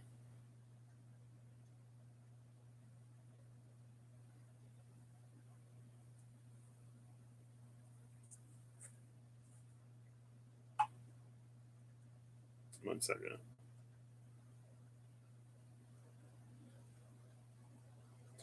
At first, his sound was something else. Um, but then I heard that I was like, oh, like the bell. That's what. Okay. So there's like the cape protected her from her curse, but through her own acceptance, it's like she learns to turn it into a gift. And it's almost like in the shifting of thinking of it as a curse, it allows her to interact with it in a different space. This reminds me too of um, A Wizard of Earthsea, the book that I just finished it last night. But it's the power that lies in a full self acceptance and in integration. And then we have this Eight of Wands. That was the Nine of Swords. So look, oh well, 7, 9, 8. This card is interesting. This too can hold a little bit of an Isis energy because it's a feminine sort of reviving and resurrecting a masculine in the space of magic. But it's like all right in this space of her thinking of it as a curse, the magic eludes her. But when she accepts it, it's like it flows through her. It becomes an extension of her. Right? Oh, look, the cape is off. She took the cape off. Duh. Okay. All right. And then it's the Two of Pentacles. Yeah, see, this is a beautiful sort of progression. Because it feels like what once sort of like shielded and protected her. Because there's also magic inside the cape that would prevent the curse from sort of activating. I don't know. There's some maybe this is her own like aspect. Like she's reviving her this aspect of herself. And this is doing something to her personal Yggdrasil. It's like it's that leads to the roots of this tree.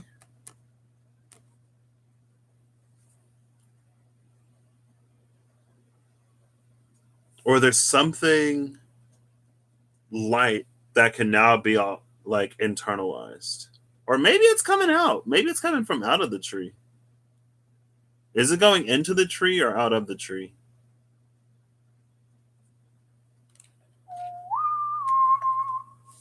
That's a question.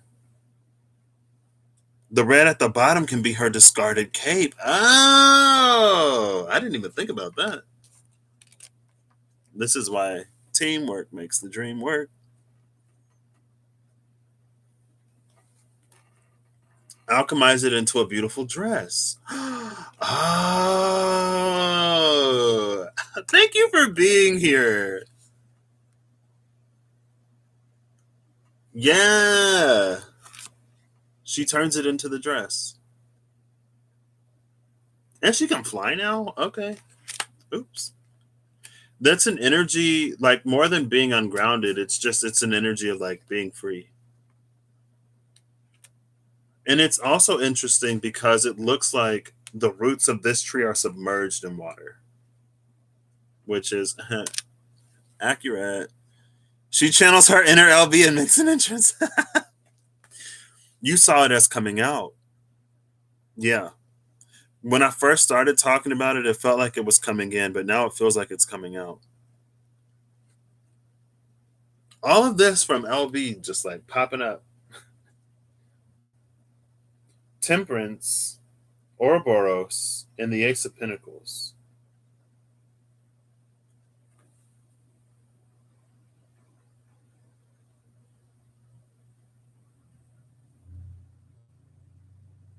Ouroboros is coming out as the element of life today. It's like c'est la vie, such as life, right?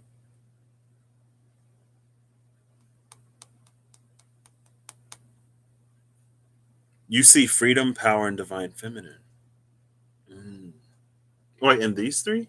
Or in those?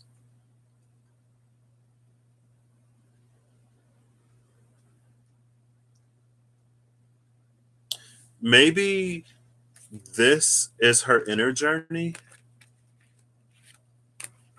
Okay, let's see if I can do this. Maybe this is her inner journey, and this is the inner journey. Okay, it's backwards. 1 second. Come on, brain. Come on, brain. There we go.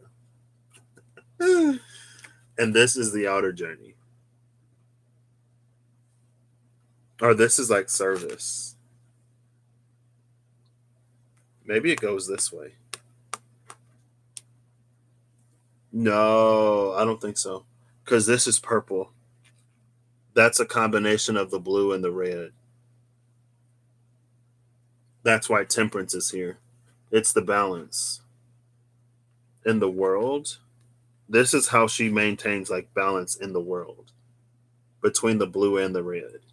But it's like she had to discover the blue and the red before she could like bring them into balance.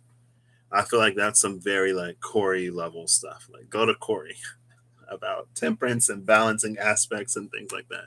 Watch the video he posted earlier. Traversing realities or something.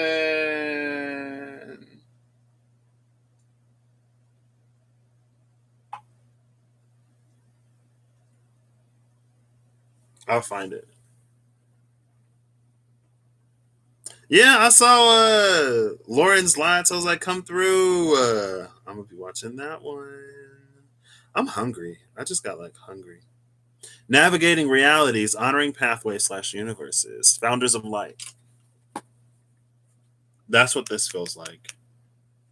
And it feels like living. It's like there's a presentness in that. Being present in the moment is what helps her like live this balance between these two in her thing. This says nothing of his journey to like I think like part of the journey is to get to this obelisk, and then another part is what they do while they're here, and then another part is like how they move forward afterwards. But this is how she's sort of like coming here. And the Ten of Swords is here, which speaks of the winds of change. There's also the bullhead for a Taurus. So yeah, this is her process. This is her Ten of Swords process. Got it. Oh, look, bottom of the deck. Two of Swords. Yeah, that's her in her airplane, in her aeroplane.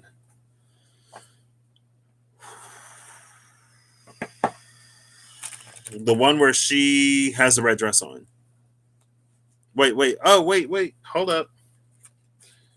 Where the cards go?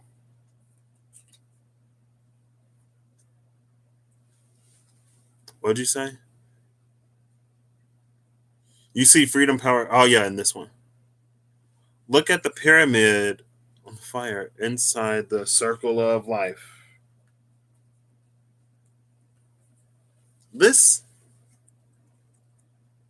That symbolism honestly eludes me most of the time, so I kind of just ignore it. It hasn't unlocked for me yet. No problem. You're hungry too, and you're trying not to eat meat, but it's all that you want to eat. The obelisk to you is ancient builder codes. Ooh, that sounds interesting. That sounds like it's above my pay grade. No, it isn't. Ooh, Justice and the Ace of Cups. There's Mayat. Speaking of ancient Egypt, maybe they're her wings bringing them together.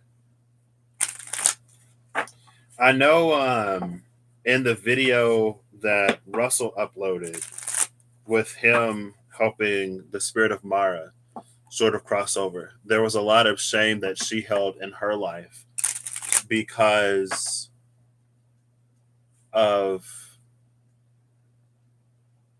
it's like there's this part of like wanting to be free and wanting to exist outside of the rules and the stipulations of society, but then experiencing something and subsequently being subjected to like the criticism and the spurn of society. Is that the word I want? Hey Siri, define spurn.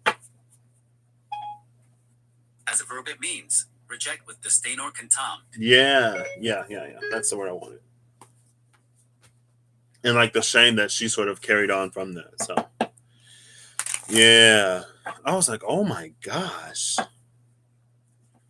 The path of the initiate into master building / magnum opus. Wait, you talked about that. That was the 5 between the 8 and the 9. That's the puer. 61, 62, 23, 63. 40 is death, transformation. So the difference between the 5 and the 9 is 4. 40, transformation. Yeah. Okay.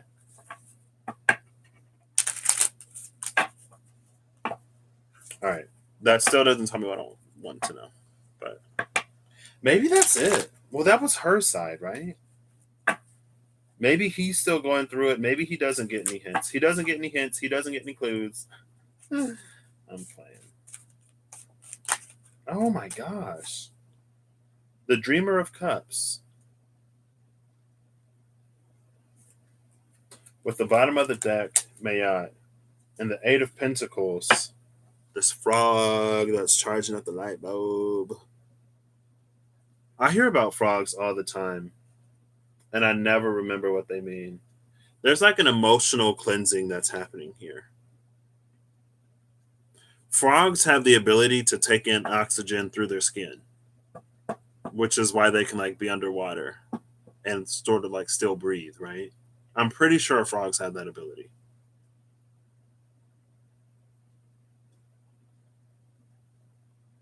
But it might be easier for them to breathe on the land. And so there's this energy here that is very much so the sorrow, the via tricitia puer fortuna minor. It's like there are like we can get used to, like we can adapt. We can adapt to not great situations and we can make the best out of the worst.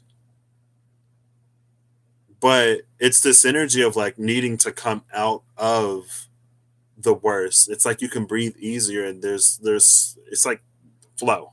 There's more flow in different circumstances, but we don't give our bodies physical, energetic, etheric, light.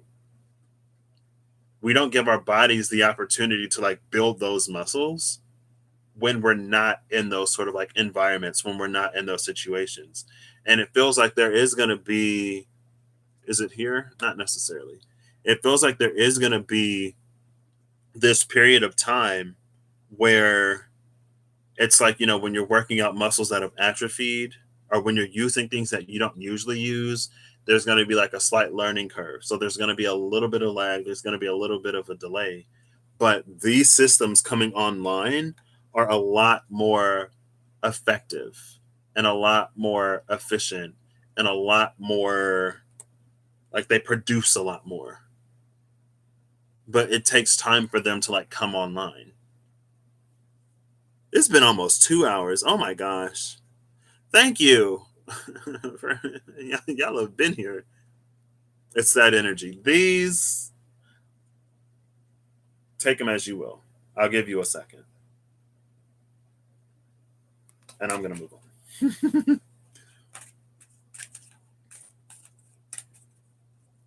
The egrets and herons love to eat them. That's funny because LB did a video. It might have been Pisces or Aries or a different video where she saw a white egret. And then I was thinking of herons because maybe it was because of Karen the heron. I don't remember. So many frogs in your yard right now. What? Your cabin is some. I can't read anymore. Your cabin is surrounded by so many of the kokwi. How do you say that? Frogs. It's so loud at night. Oh my gosh. Oh, that's kind of oof. In Texas, yeah, yeah, yeah. I was like, I forgot too. This is that master becoming the student thing. I didn't know there were frogs in Texas either. That we spoke of earlier. We're invested in the story now. Yeah, I would. I would love it. See a little seagull. I didn't know that seagulls would be in Texas either, but I guess there's a part of Texas that's by the water, right? It's got water on a few sides, and then like Mexico, and then whatever other state, New Mexico. I don't know. Okay, I'm trying to get to the Four of Cups, which is this third decan of Cancer, where Mars is right now, or was when I started this at the very least. We had to lock time. Oh my gosh, I'm a little bit of a time master. I locked the time. Port Aransas and Corpus Christi. Ah, you're 30 minutes from the Gulf of Mexico. Okay, that makes sense. Is that what was on fire the other day? I was like, oh my gosh. Oh my goodness. Drinking and power. You can use rain to generate power for like 40 people and have drinking water. Learn something new every day. Low key, Mama Gaia is like, if y'all learn how to work with me, like all of your needs would be met in ways that you're not destroying me. Imagine that. And we're like, wow, Mama Gaia, really? I don't believe you. There's too much money to care. We'll go to Mars. And then from Mars, we'll go to Andromeda. And then from Andromeda, we'll make our way across the entirety of the universe, just destroying planet after planet. But we're gonna do it. We're gonna get it together. We're gonna change our own narrative because we're starting to experience now, or we're starting to see what it will lead us to. And we're deciding that we don't want it. And we're decisive enough to make the changes. Boom. Okay. Well, never gonna visit there. We use it to grow monster mosquitoes. I saw one of my friends yesterday. Let me see. Let me see if I can find it real quick. She shared a thing about mosquitoes in the South. And it reminded me of like whatever those flies were when we were around Lake Michigan with the bug spray, and like it didn't even phase them. Oh, it's already gone. It was like, why don't you just use bug spray? And then it showed a mosquito like drinking bug spray out of the can. All right. Guy in eye roll. She just shaking her head, right? Oh wow. That's awesome. I commend you for doing that. I hope that I don't have to. I like being on the grid.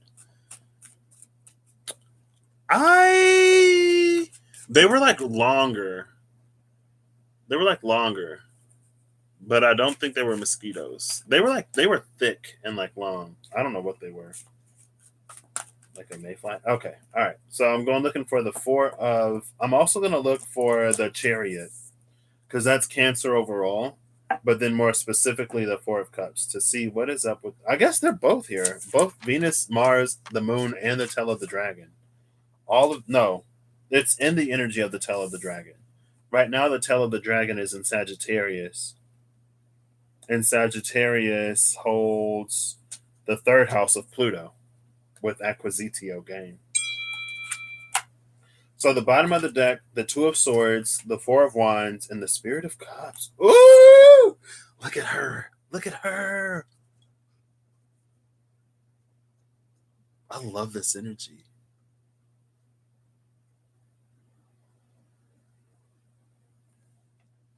I just feel like I just want to like sit here and appreciate this.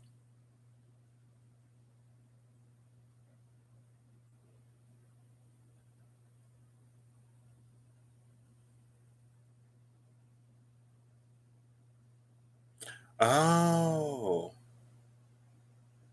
It's the same there. Like everything is normal as if you were on the grid, but you're not. Okay. All right. I am buying what you are selling. I am interested. Oh wait, I don't know what the Four of Cups looks like in this deck. So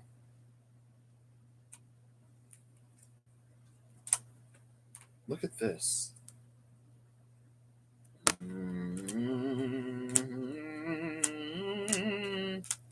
I'm looking for the Dream Chariot and the Four of Cups. It's the Eight of Cups. That's yeah, that's the Jonah and the Whale energy that LB was talking about.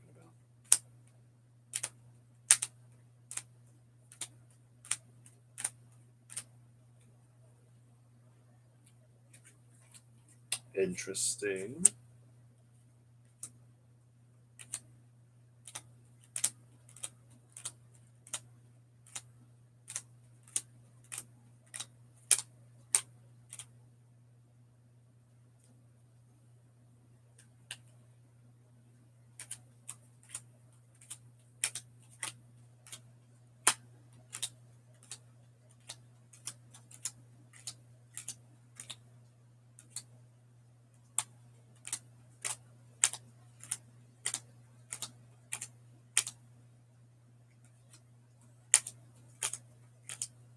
Oh my gosh. Okay. At the bottom of the deck. Hello.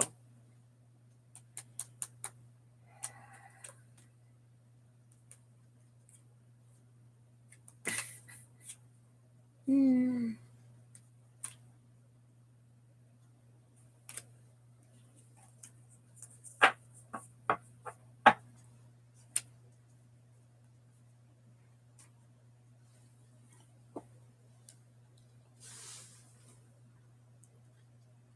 Oh, y'all have a vacationer's cabin. What? Visit Hawaii? Are y'all Hawaii? Hmm. I mean, yeah. We could have like a whole retreat out there. Let me see. I think that was Russ.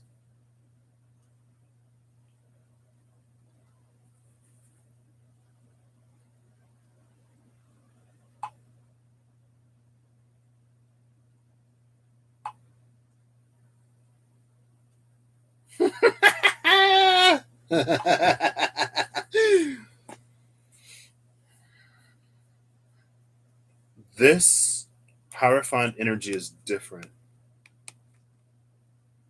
This is a true Hierophant energy.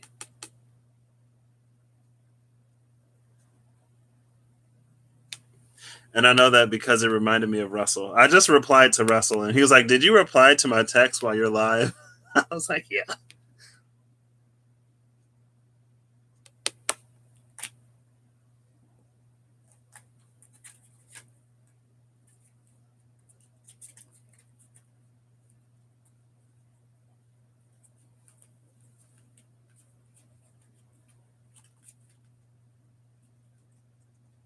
Mm. I don't remember what this place is called, but it reminds me of what Corey was talking about. It's like the Crystalline Caves of Remembrance or something like that. It sleeps 4 to 6 people comfortably.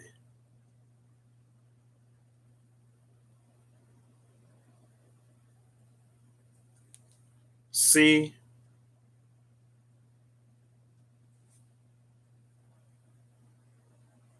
how did I get this? Because of this. What the Hierophant is working on reminded me of this fire at the bottom of the Eight of Pentacles. That's motivating this frog to now sort of make those transitions. This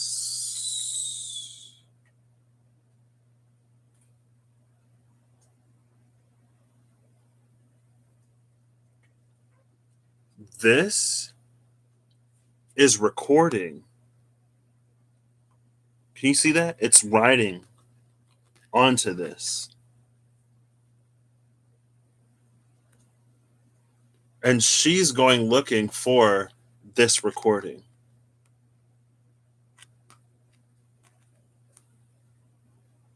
This is more of her internal journey.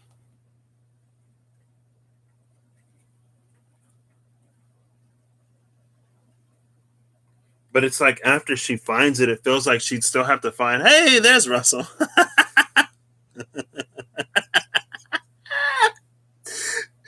Don't rush. The frog is texting too. I told you. It's all a part of the experience. I never step away from that which is spiritual. It is constantly surrounding me, flowing through me. Every experience is a spiritual experience. And it brought you here. So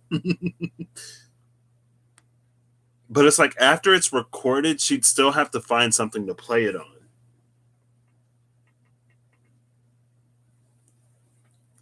And it's actually this reminded me of you and your hermit cape. Oh, and you were wearing the blue. You were wearing all blue in the video with Mara too. See, I told you. But it's because this I'm getting like Russell off of this. That's what it's like. This is not like this is what Hierophant is supposed to be.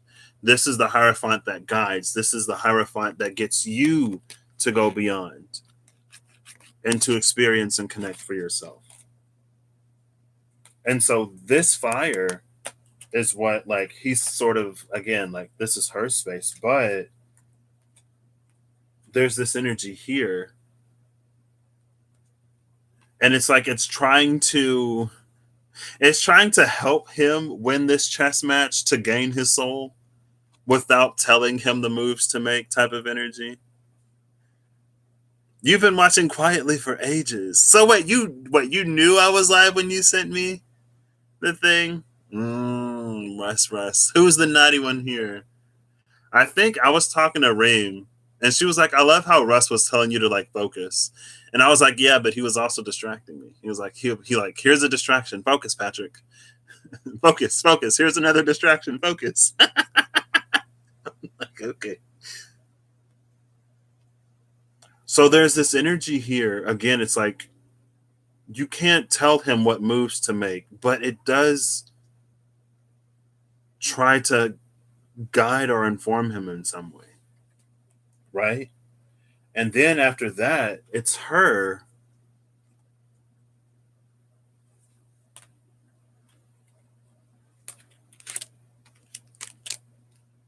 So now here's these two.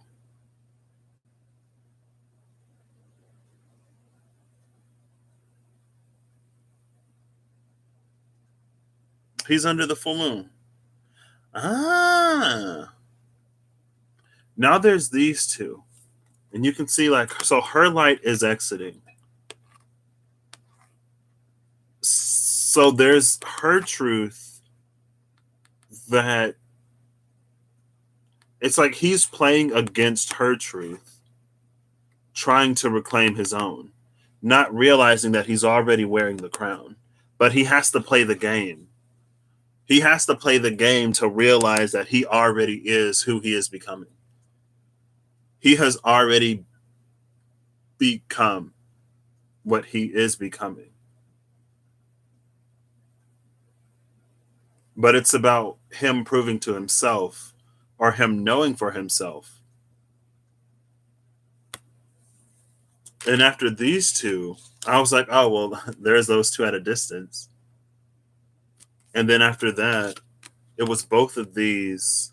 Again, it reminds me of that seven of whatever. That was the obelisk between them and the scarab beetle and stuff like that, right?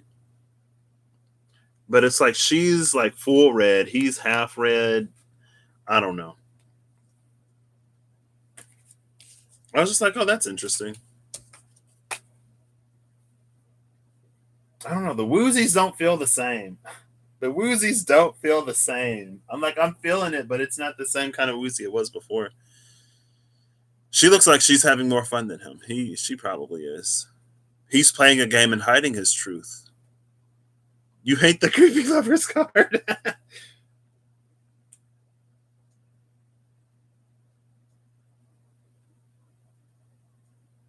I don't know why the scythe is coming to mind. Because there's something that she's holding, and it's not a scythe. It looks like it may be a smaller crystal.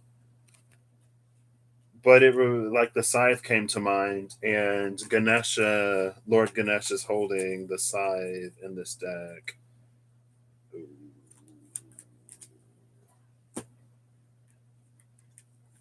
Oh, look, and there's the airplane. The airplane was literally the first card out, right? There's something about this. I don't know. Just like looking at this, it feels gorgeous. Yeah, they can't. This is I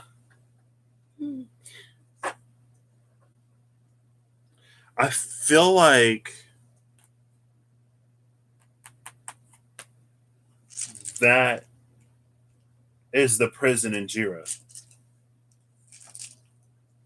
Cause where is it? Oh my gosh! Oh, it's literally right here. LOL. Let's see if I can find it though. So I was saying how Jira reminds me of Carcere Prison because it's like the 1 2 2 1, 1 2 2 1. There you go. And so it feels like this Lover's card feels like a prison of desires. Wherever it was. Where is it?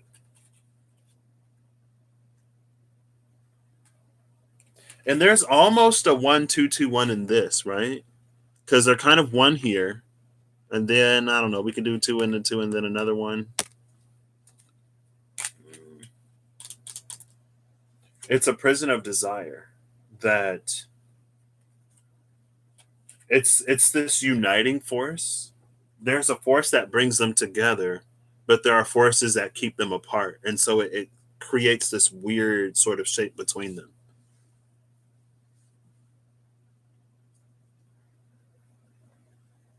So the cards that came out around Lord Ganesha with the Lord of Wands, it's Judgment and the Seven of Pentacles. And again, like this energy with the Hierophant. Where'd it go? Here it is.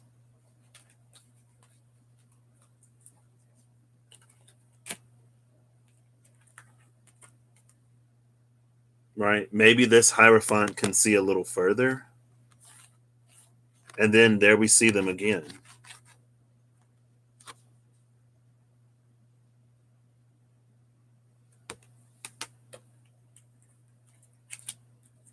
Judgment in that Seven of Pentacles. And this rainbow, it carries a little bit of a Bifrostian energy, but it doesn't land on either space. So it's an incomplete bridge between them. This is what he feels while he's doing the chess thing. Why did I put the cards away? Right? He is simultaneously in sort of like both of these positions. And just like the feminine had to become purple, he needs to become purple. And it's this energy of like, you go along your journey, you grow, you evolve, you change. But then when you get to the end, it's almost like it leads you back to the beginning. It's like the Wizard of Oz, right? Dorothy, the Scarecrow, like all of them discover along their journey while they're playing the game that they already have what it is that they're asking for. They have what it is that they believe they lack. But it's playing the game, it's going through the journey that gets them to see, that gets them to embody, that gets them to be, right?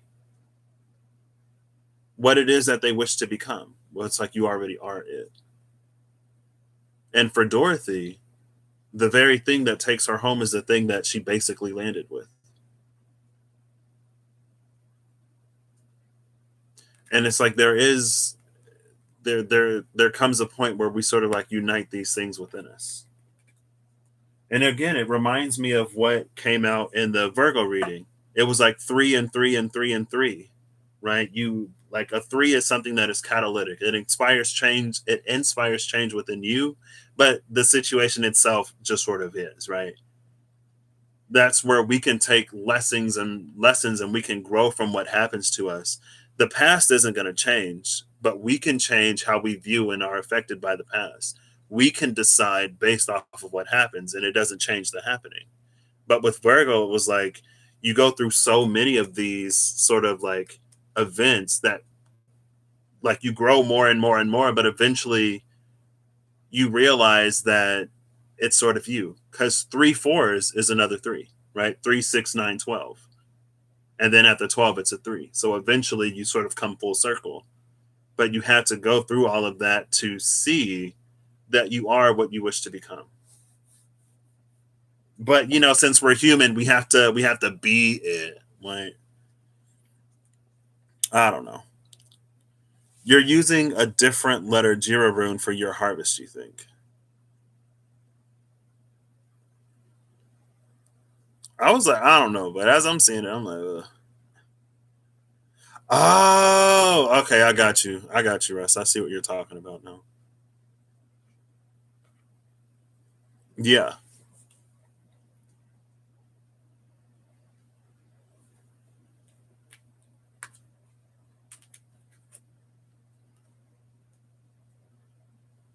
Oh, it was a seven. I need to just leave these cards on the table. I don't know why. I don't know why I keep putting them back.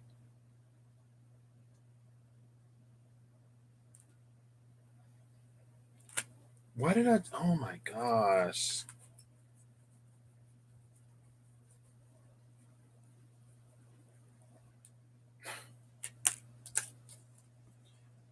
Well, I put them back on top of the Lady of Wands. Hey, this is the Lord of Wands. There's his lady, right? Here he is. The Lord and the Lady of Wands. And they both hold very similar poses. But it's like she holds hers in balance with the natural world. He almost holds his. It's not against the natural world, but it's like it's against a series of events and happenings. That makes sense.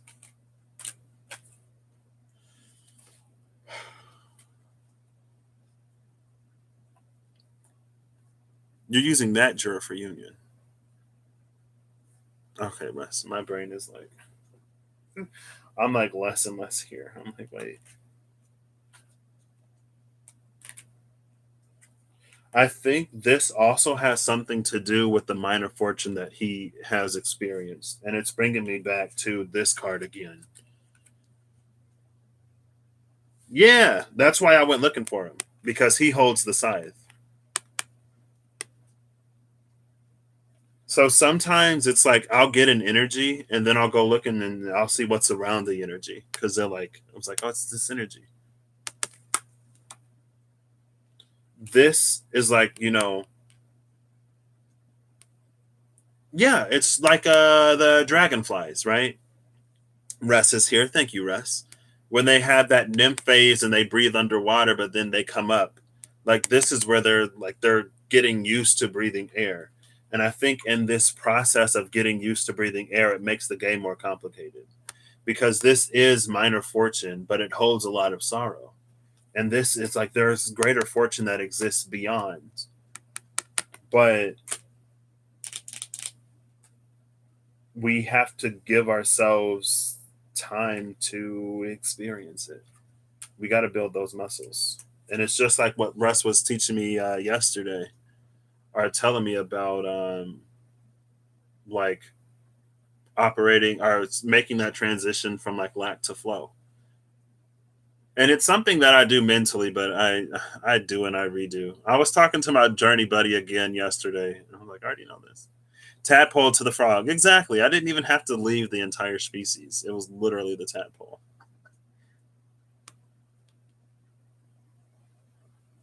But it's also this energy, like as these two draw nearer.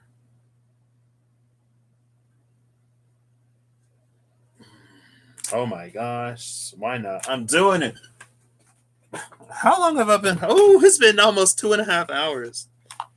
This reminds me of the Lover's card in this deck.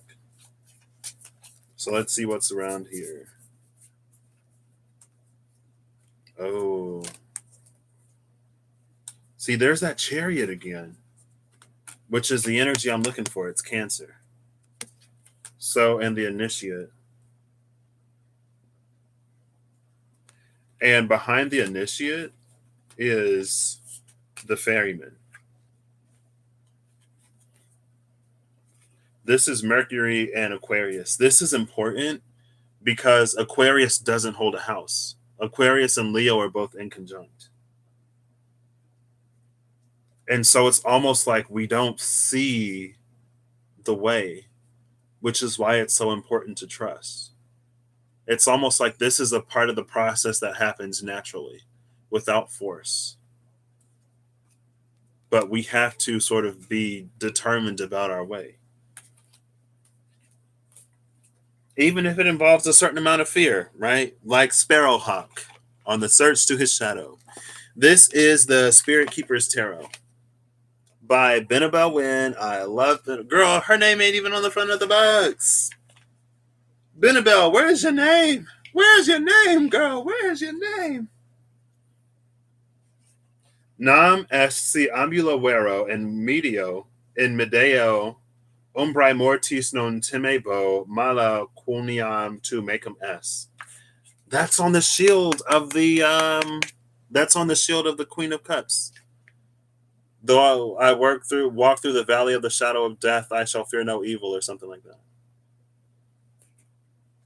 In scapulis suis obum brabit tibi et sub aliis eius speravis scutum et protecteo veritas eius non timebis ad timore nocturne. I see like night. I see truth, protect. I don't know. Anyway, Benabel Wen,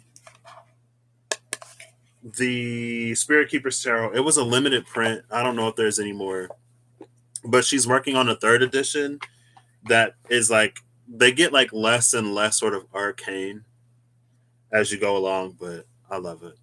The next two full moons are in Aquarius, and I did think of that because I was like, we don't have that like Leo Aquarius sort of axis. The cards that came out around the Lovers, it's the Captor, Jupiter and Gemini, and the High Priestess, the Moon. The Moon rules Cancer, right?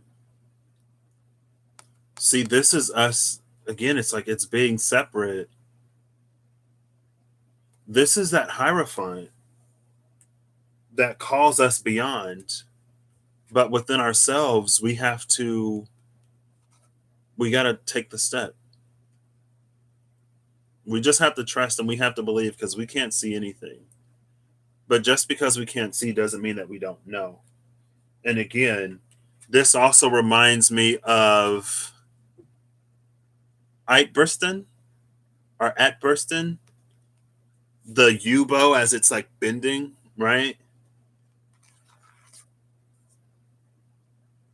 There's something that's like it's happening in a way that we probably don't see. But it is the way to get where we want.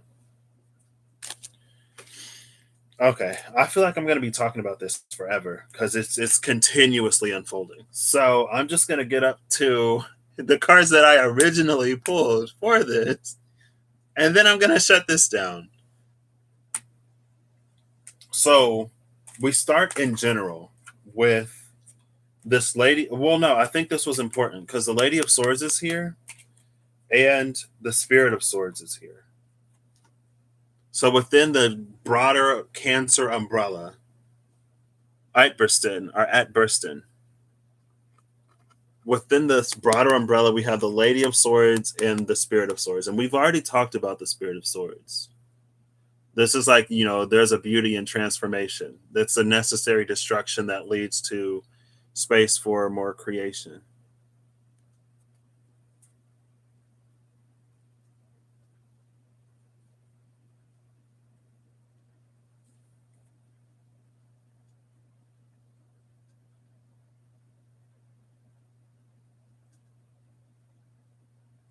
This is the reason why. Here I go looking for more cards again. And I should have just pulled this card when I saw it.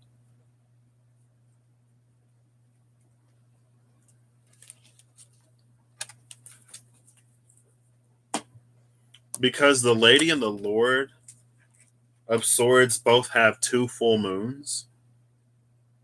And I saw what was this?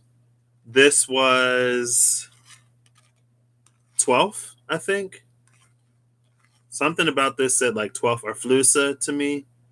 It was one of them because you see like there's the line and then the circle in the middle. It was one of the runes, but they both have two full moons. And then I saw the Seven of Pentacles card where only one of his moons was full, right? And then I saw the Ruler of Cups card where he was doing the ritual to fill the other moon. That's why I love this deck. But maybe it doesn't suit my style because I'll just go ad infinitum. Just go and go and go and go and go. Hey, Dee Dee. See, this is the ritual that he's doing to like fill his cup. And again, it's part of that ascension energy from yesterday that starts at the bottom, but it's like it flows up. So that he can have his two full moons and connect beyond. Right? This is how he sort of establishes the connection within himself. This is his process. Or that's how it originally came out. And then she also originally came out showing her partial moon.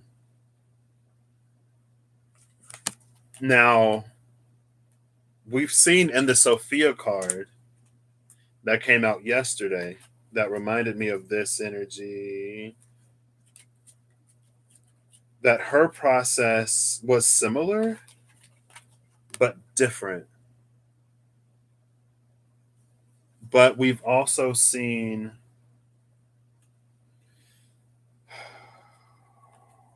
today, earlier today, when we saw we've seen the feminine journey like a few times, a few different ways, right? That's basically how she goes about filling her cup or making her second moon, even though that one looks completely new. I don't know. Anyway, she's got to fill up hers to get to two moons as well, right? I'm going to try not to get lost in this. But this is the one that showed there are things that she rejects where these fishies are like, okay, girl, well, you rejecting everything isn't going to fill this up. So we're going to need for you to do something. And there's also two fish here. Pisces is on the 6th and 7th houses.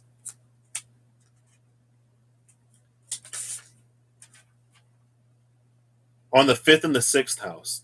One is holding sorrow, the other one is holding white. And look, she's holding a white, or it might be blue, rose. But there's sorrow in this.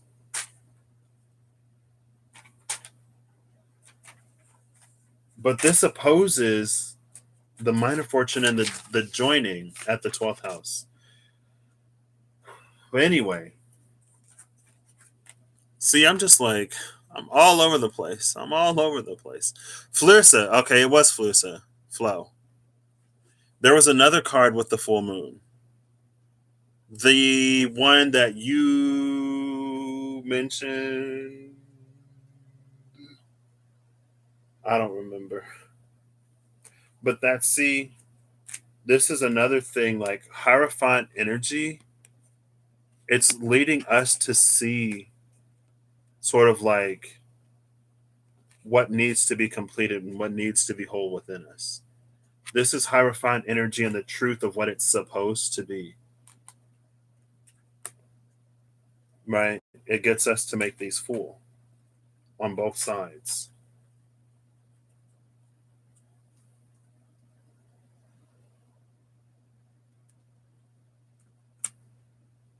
Now, this dreamer of swords we talked about, the spirit of swords we talked about before. That moon looks ellipsy. Wind torn. Wait. I am, D. I hope you're also doing well. Thank you. Wait, which moon? Which moon, Russell? Which moon? Oh, look, here's the moon chariot. Like, yeah, Spirit's like, oh, yeah, we're taking her. She's on her way. This reminds me of Odin and Freya. I don't remember the names. Iman, and oh, what was his name? I don't remember. I think it started with a W. Okay, which moon looks ellipsy? Which moon? This moon? Does this moon look ellipsy? Does this moon look ellipsy? Which moon looks ellipsy? The acacia tree from earlier has characteristics of the tree of life. Makes sense why you were guided there today. Oh, wow. I didn't know that. I feel like my brain is going to start to like.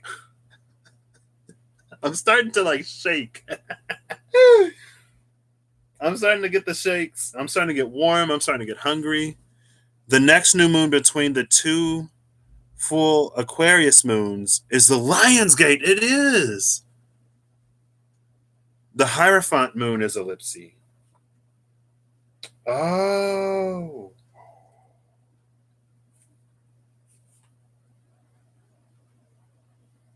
I can see it a little bit in her moon. I think this Hierophant moon might actually be an eclipse.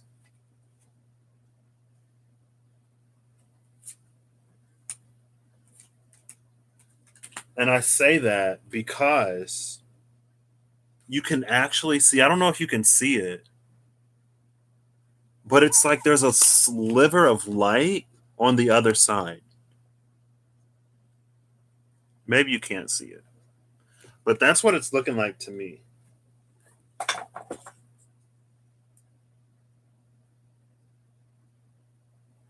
Okay. We're going to try to do this.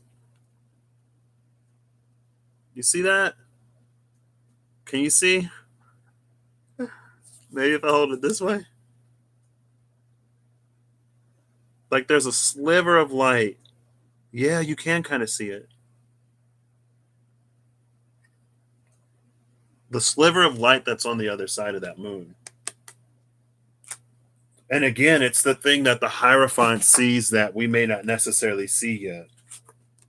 Because he's like, he sees sort of beyond. Oh, and it would make sense if it's an eclipse because there, we got some sun moon energy here. We got this, whatever this is here. So this is happening under the broader. Looks like the sun is hiding behind it. Yeah.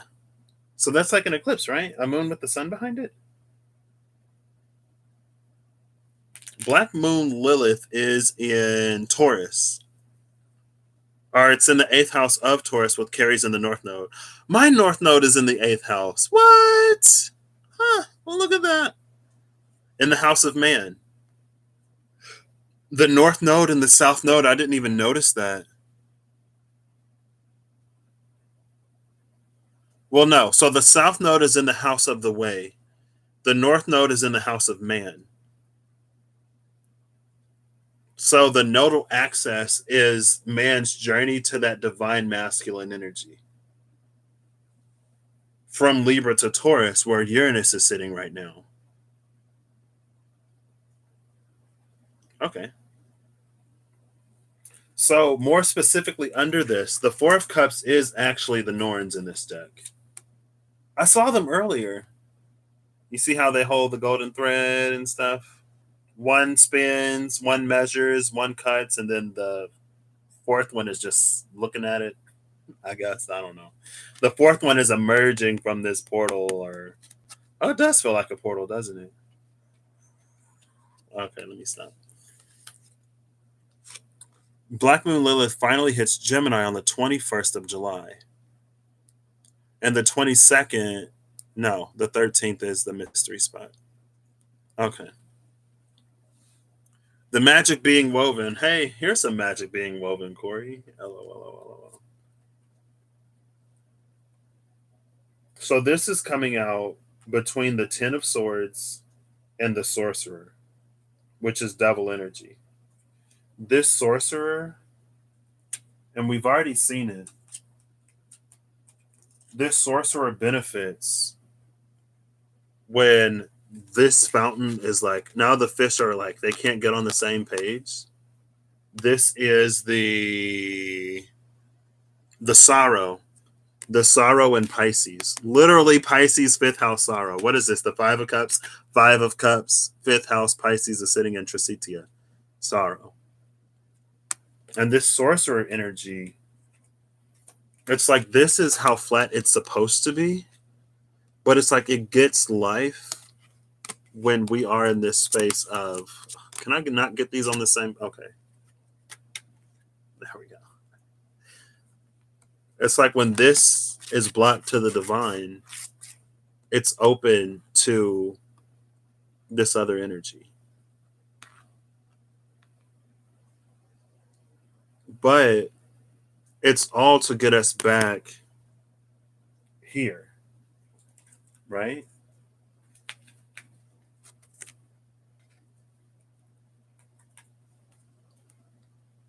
Is the fourth Norn us emerging when we settle our timelines? Ooh. Oh.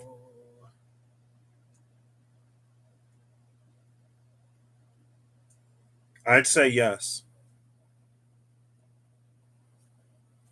Because the fourth Norn holds two timelines. She holds the string from this one also emerging from the portal. And she holds the one that's being woven by the three Norns outside. I don't know if you can see it. But she holds both. And she's also, I don't know, there's something that she's doing here between those spindles.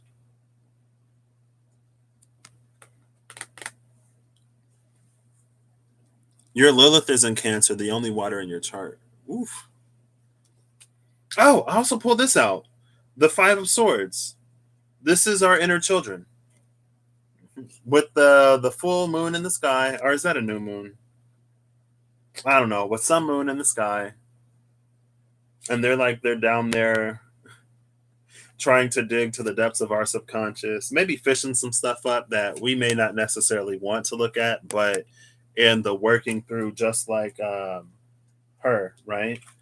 Just like her journey, and us sort of dealing with the things that come up, it leads us closer and closer to that um, Ace of Pentacles.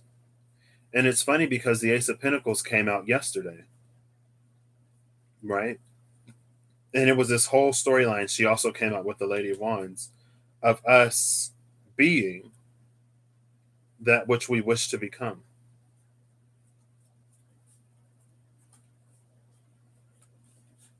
Right? Because her cloak is purple.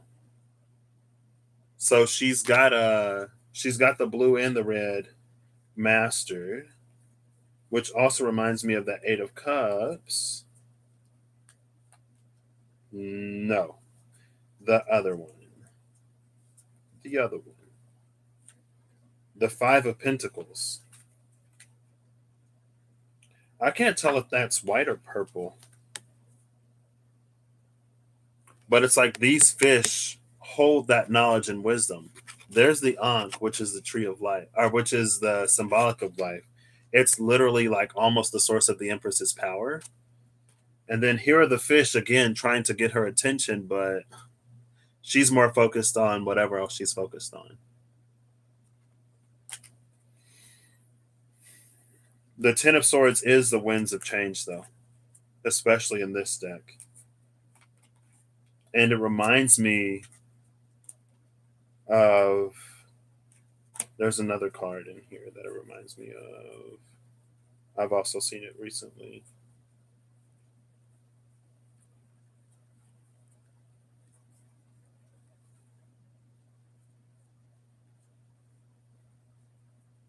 It's the one with the lightning, and it also has a person on the mountain in like the same position configuration. Where is it? Hello? I know that card isn't on the table because I haven't seen it.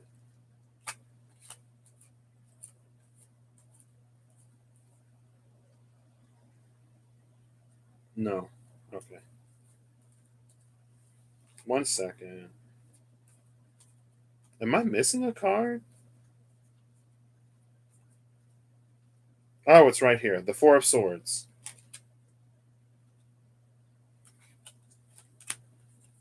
So it feels like there's a link and connection between these three. The Ten of Swords, the Four of Swords, and Judgment. Because this reminds me, maybe more so these two. I don't know why Judgment came in.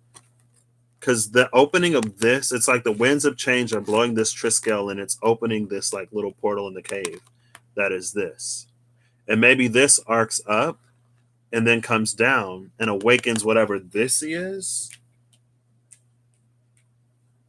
that is represented in this. Maybe this is both of them, right? There's the one that stands. No, that one's receiving. But it starts with the Hierophant. Did I put the Hierophant back in the deck? Oh my gosh. I feel like I'm so scattered.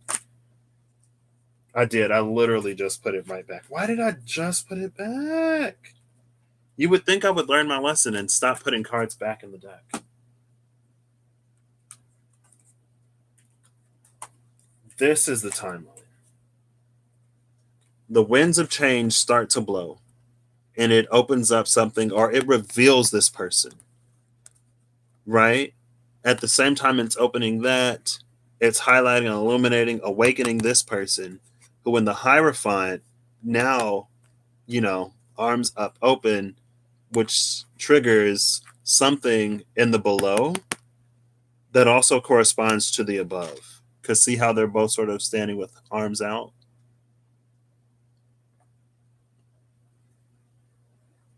There's a cycle in this. And again, it's this energy that, like, as these two come together, I don't know, it does something. Something that only the High Priestess would know. I feel like we would feel it or we would know in parts, but we wouldn't know totally. Oh my gosh. I'm sorry, Russ. I'm sorry. Well, you told me to not be distracted, so I had to do something. Okay. All right.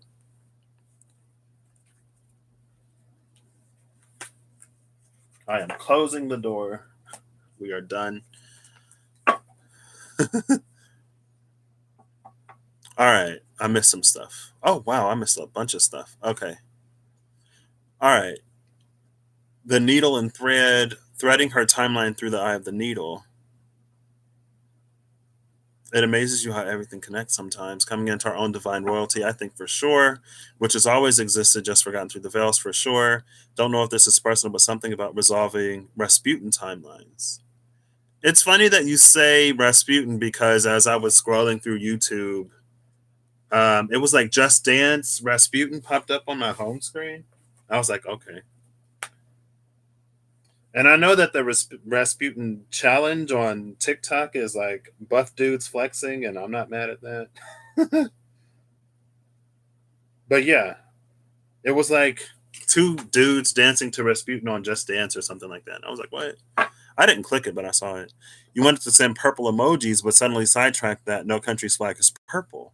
You can't be certain, but wondered about the royalty aspect not allowing purple on flags. Maybe um it's an energy that it's like no one country is sort of allowed to have that on their flag to sort of express it in a way that other countries wouldn't be able to, right? Maybe that's where we draw the line. Also, purple was really, really, really expensive back in the day, and I don't know if a single country had the money to put purple on every single flag. So, no one country had it. Unified, they make purple. So, for some reason, they blocked the unification to create the separation principle. Feels like the slaying of the unicorn in the UK. What? What happened to the unicorns in the UK? Justice is balanced to you. Google said only 2 countries had a tiny bit of purple in their flag. Rasputin. Okay, that's funny. One in a rainbow, the other in a bird. Whew. All right. This is a lot. Did this make sense? I don't know why I just said that. Reem, where you at? What's up, Reem? I'm just like, did you? I feel like it made sense. I feel like we followed. There's a whole bunch of stuff that I didn't even look at. Oh, the white. I feel like the white is also Gandalf energy, right? First he was Gandalf the Grey, but then he came back as Gandalf the White after he bested the Balrog on the bridge? Question mark. Or was he Gandalf the White first? I don't remember. It unlocked more layers, ever the more layers, just like onions.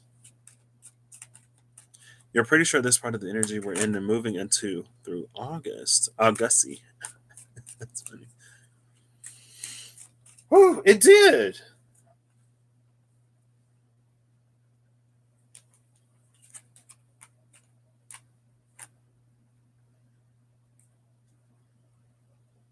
So the card that came out is the Three of Swords.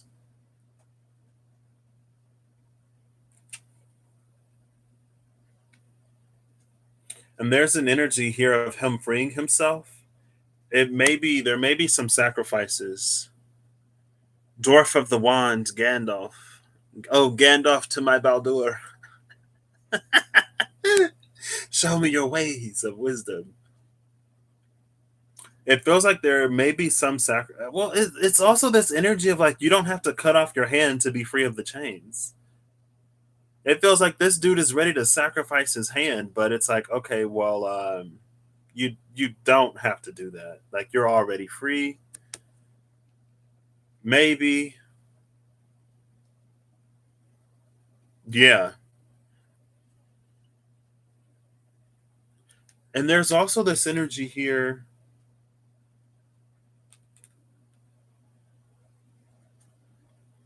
that I'm not going to get into. But look, there's life. I think in the vice versa. No. In the Tarot Apocalypsis, on the Three of Swords, there's some dusty roses. Some like rusted roses. Oh gosh, why not? Why not? The energy calls me. I must go to it. Hey, look. Here's our buddy Orion.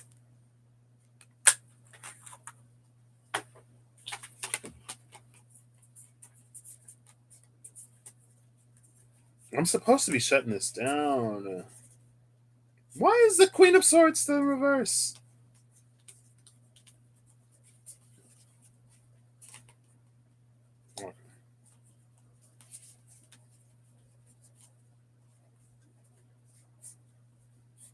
Here it is. The Five of Wands was a card. The Prince of Pentacles. So the Three of Swords is between the Prince of Pentacles and this Five of Swords.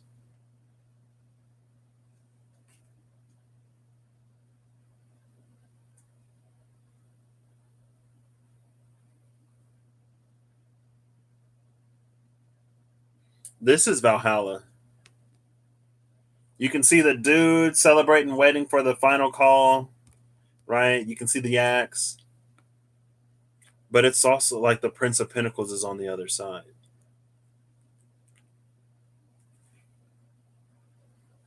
And although the Prince of Pentacles is heading in that direction, he's not looking there. Neither him nor his peacock is looking in the direction of all of this brouhaha, right? Brouhaha, that's a word, right?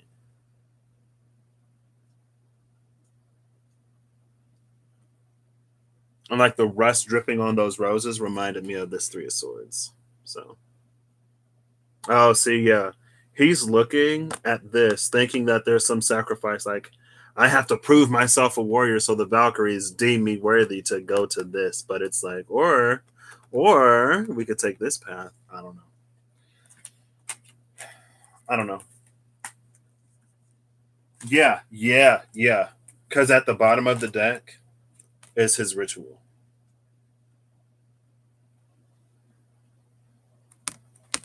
Oh, snap.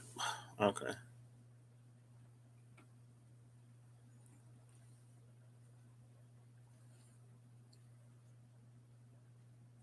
He don't look bothered though. Wow, Russ. This reading is making me hungry. The hunter becomes the hunted for purification. There's a blue carnation on the vice versa Three of Swords. I was thinking about that. I think it's on one of the sides behind the shield or something like that.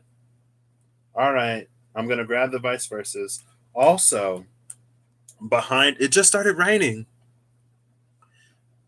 The Lady of Pentacles is here, arising from the depths. Arising from. Oh, look, it's like projecting her upward. We saw this in Judgment as well. Now I got to go to the vice versas because Russ reminded me. Let's see. Let's see. Oof.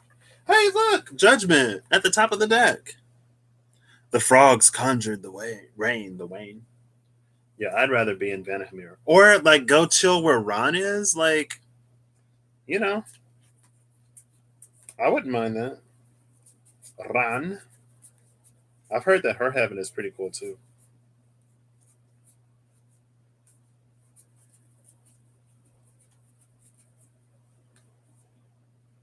Oh, that's the Ten of Swords. Oof. It's, like, really coming down right now. We haven't had thunder for a good minute, though. It was like thundering. It was thunderstorms consistently for almost 2 weeks. Like when not Russ, when Rob and LB did the full moon Capricorn live, like that's when the thunderstorm rolled in and it was here for like 2 weeks.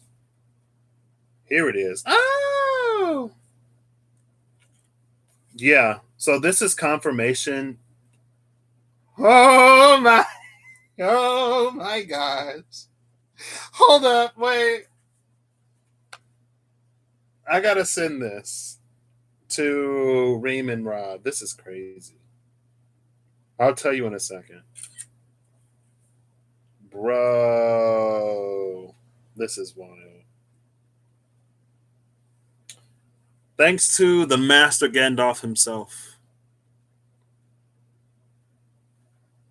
I'll have to tell you, Russ. I'll talk about it here.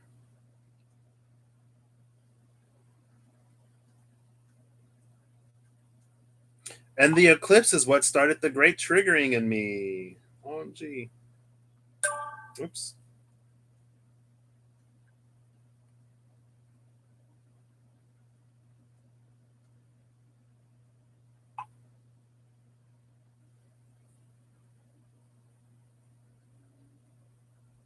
All right. So, yesterday, your heaven is cool too. Ooh, okay. As long as your heaven doesn't involve more fighting, I'm there. So yesterday, Reem Reem sent Rob and Russ a picture of that with time question mark. And then she was told that it was Degas, but like on its side. When Rob did the Aries reading yesterday, Degas came out with the Time Master. And the Time Master has a little Degas on him. And it was this whole thing. And Reem kept getting like that time thing.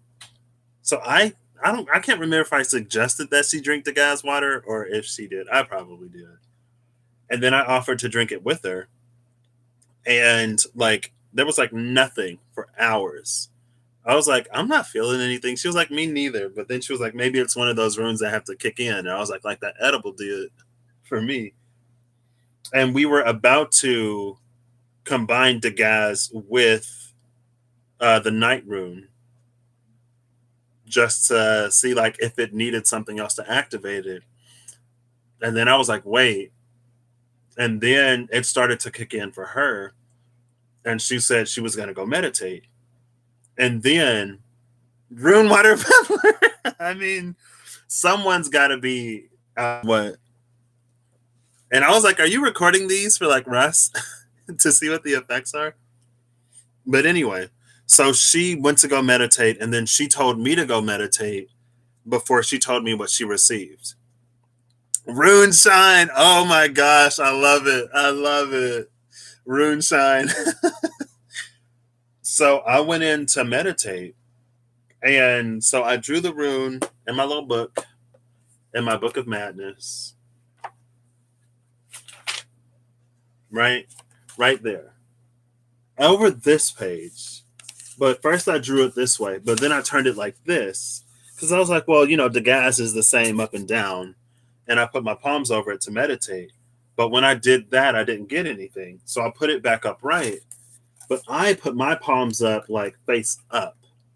When she showed it to me, she put her palms face down to receive the energy of the rune. I was like, okay, well, I did that wrong. But anyway, so what I saw was like in my hands, there was a bowl. And it was like in a dark space. And there was a bowl in my hands that was full of like dark water.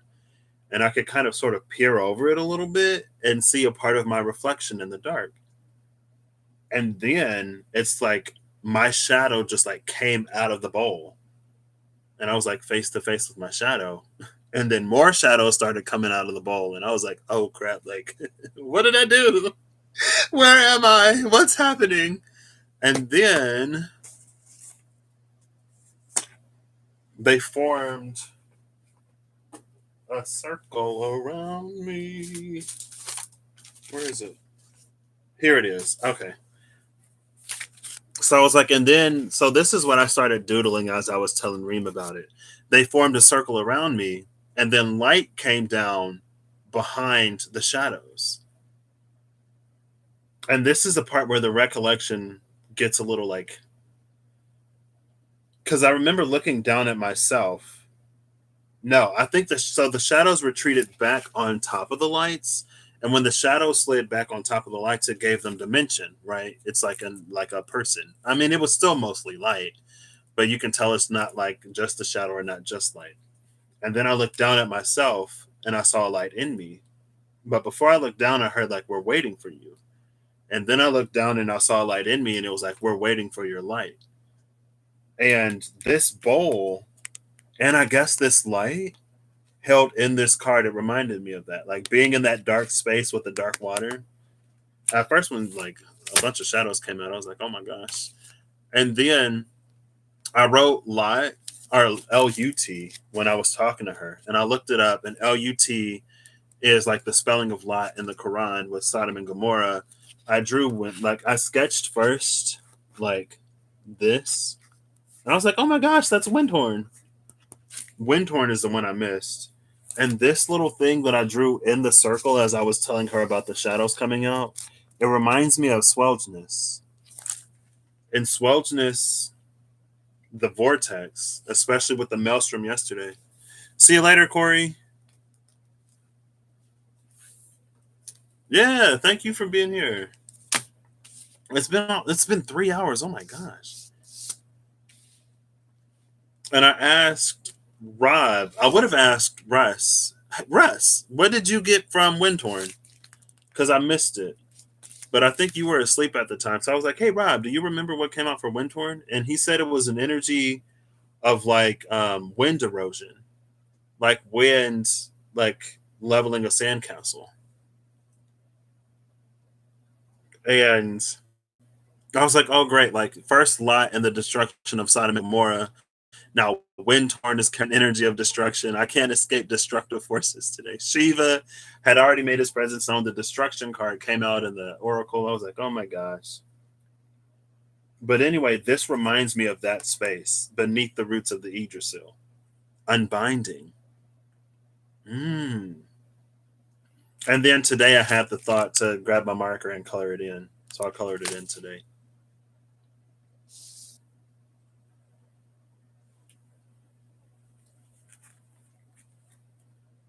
Oh, look, the sun is here.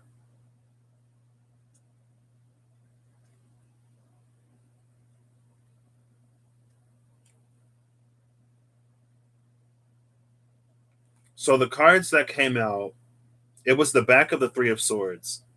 So it already came out on the face that shows the blue carnation. So it was, is this the back of all of these? Yeah, it's the back of all of these, the back of the moon and the back of the emperor. And we can see the Ankh there. Hey, that's the Russell ding. That's what you sound like, Russ. No, wait, Rob. Wait, never mind. I don't know what my note. I don't know what my. I don't know. I don't know what my dings are anymore. Eclipse, yeah. So the moon is actually the back of the moon in this deck is actually the eclipse.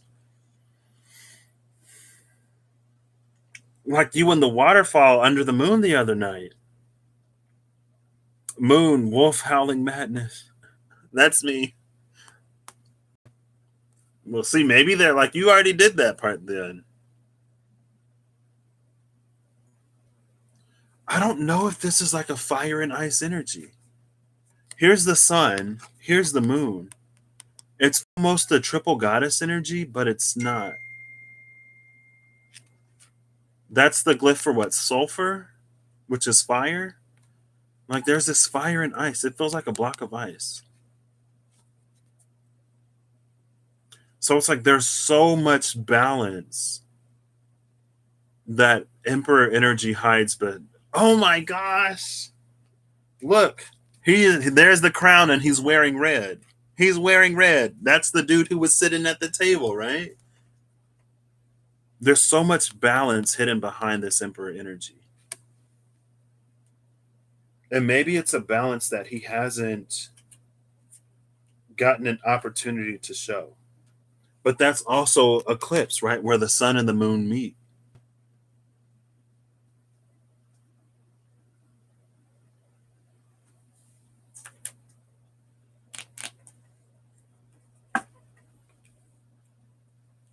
Maybe this shows us a little bit of what he's working to sort of master. Are these cards the same size? No, they're a little bigger. I think I almost combined these one day. That's the Rob sound, right? That's the Rob sound. Yeah, that's Rob. Okay. Wait, I'm so confused. Oh yeah, that is the Rob noise. All right, all right. Yeah, the one that was playing chess. Okay.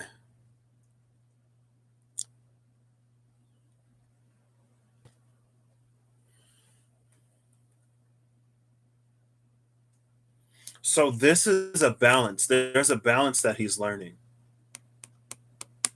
And that was that energy. It's like it feels like in the Six of Swords and that set in the six and the seven, the one where he was like the Bifrost was incomplete in the sky, but the one him with him sitting at the chessboard. That's the both where he when he comes back to himself at the end of it, that's where wholeness lies for him. I'm glad that we're ending this with the man because that's what the energy like it was supposed to be about. But it also gave the feminine her time, so I love that too.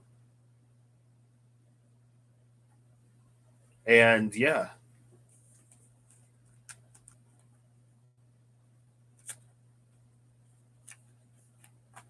hey, look at the bottom of the deck is this side of the Four of Pentacles, and it reminds me of the Hierophant. Oh, look, there's a little fire, and him sitting in his green robes.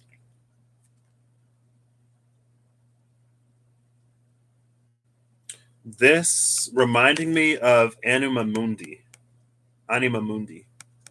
because in the center of the card was the person like in the meditative pose, chakras aligned, and then we saw all of the.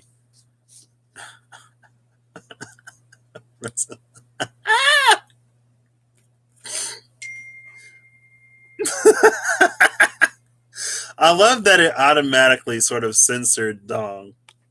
Um,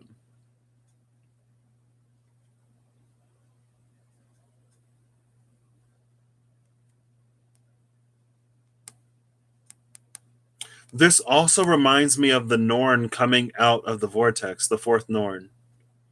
It is very Christmassy. The Great Conjunction happened on the 21st, right? Patrick has a car horn. It reminds me of the fourth Norn. It reminds me of Anima Mundi. It reminds me of that Hierophant.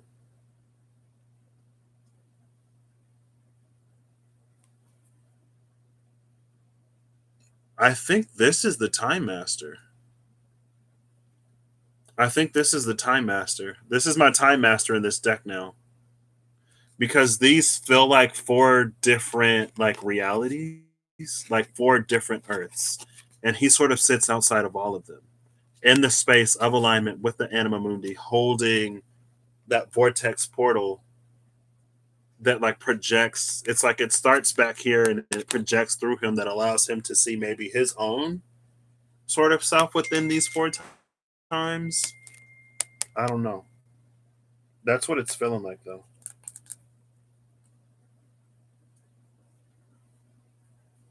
And it's like again, like she holds both light and shadow. I feel like she offers us a choice, but the answer is both. Right? That's all of the balance on the back of the Emperor.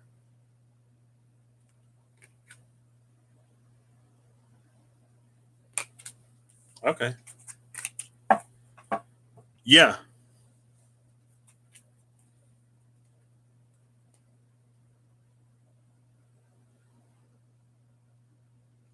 It also it's giving me a Celtic energy, but I don't know which one it would be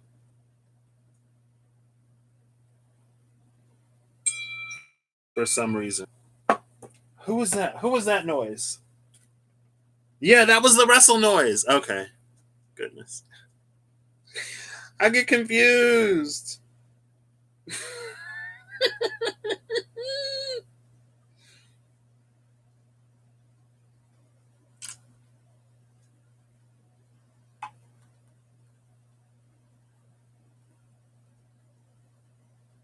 All right.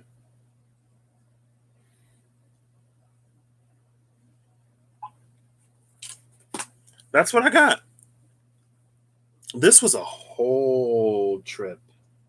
This was a whole journey. All from this. I'm going to take a picture of this and make the thumbnail.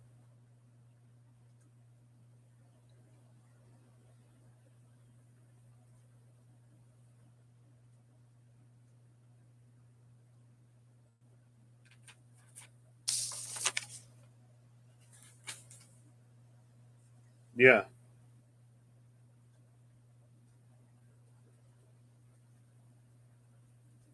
So 2, 6, and 10. The Way, White, and the Tail of the Dragon. Those are Earth houses.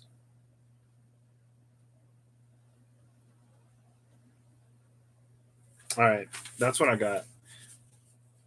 I could dive and dive and dive and dive and dive into this. It's, yeah. I feel like it would be never ending. And it's already been 3 hours and 11 minutes. So.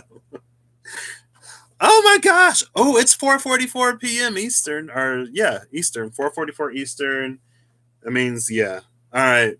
Thank you all for being here. I hope you have a good whatever whenever you see this. I hope you're acting in alignment to make all that you wish to experience your reality. I hope that wherever your path leads you, you find what you need to continue. So yeah, I am going to go demystify my brain and ground myself in the present moment again.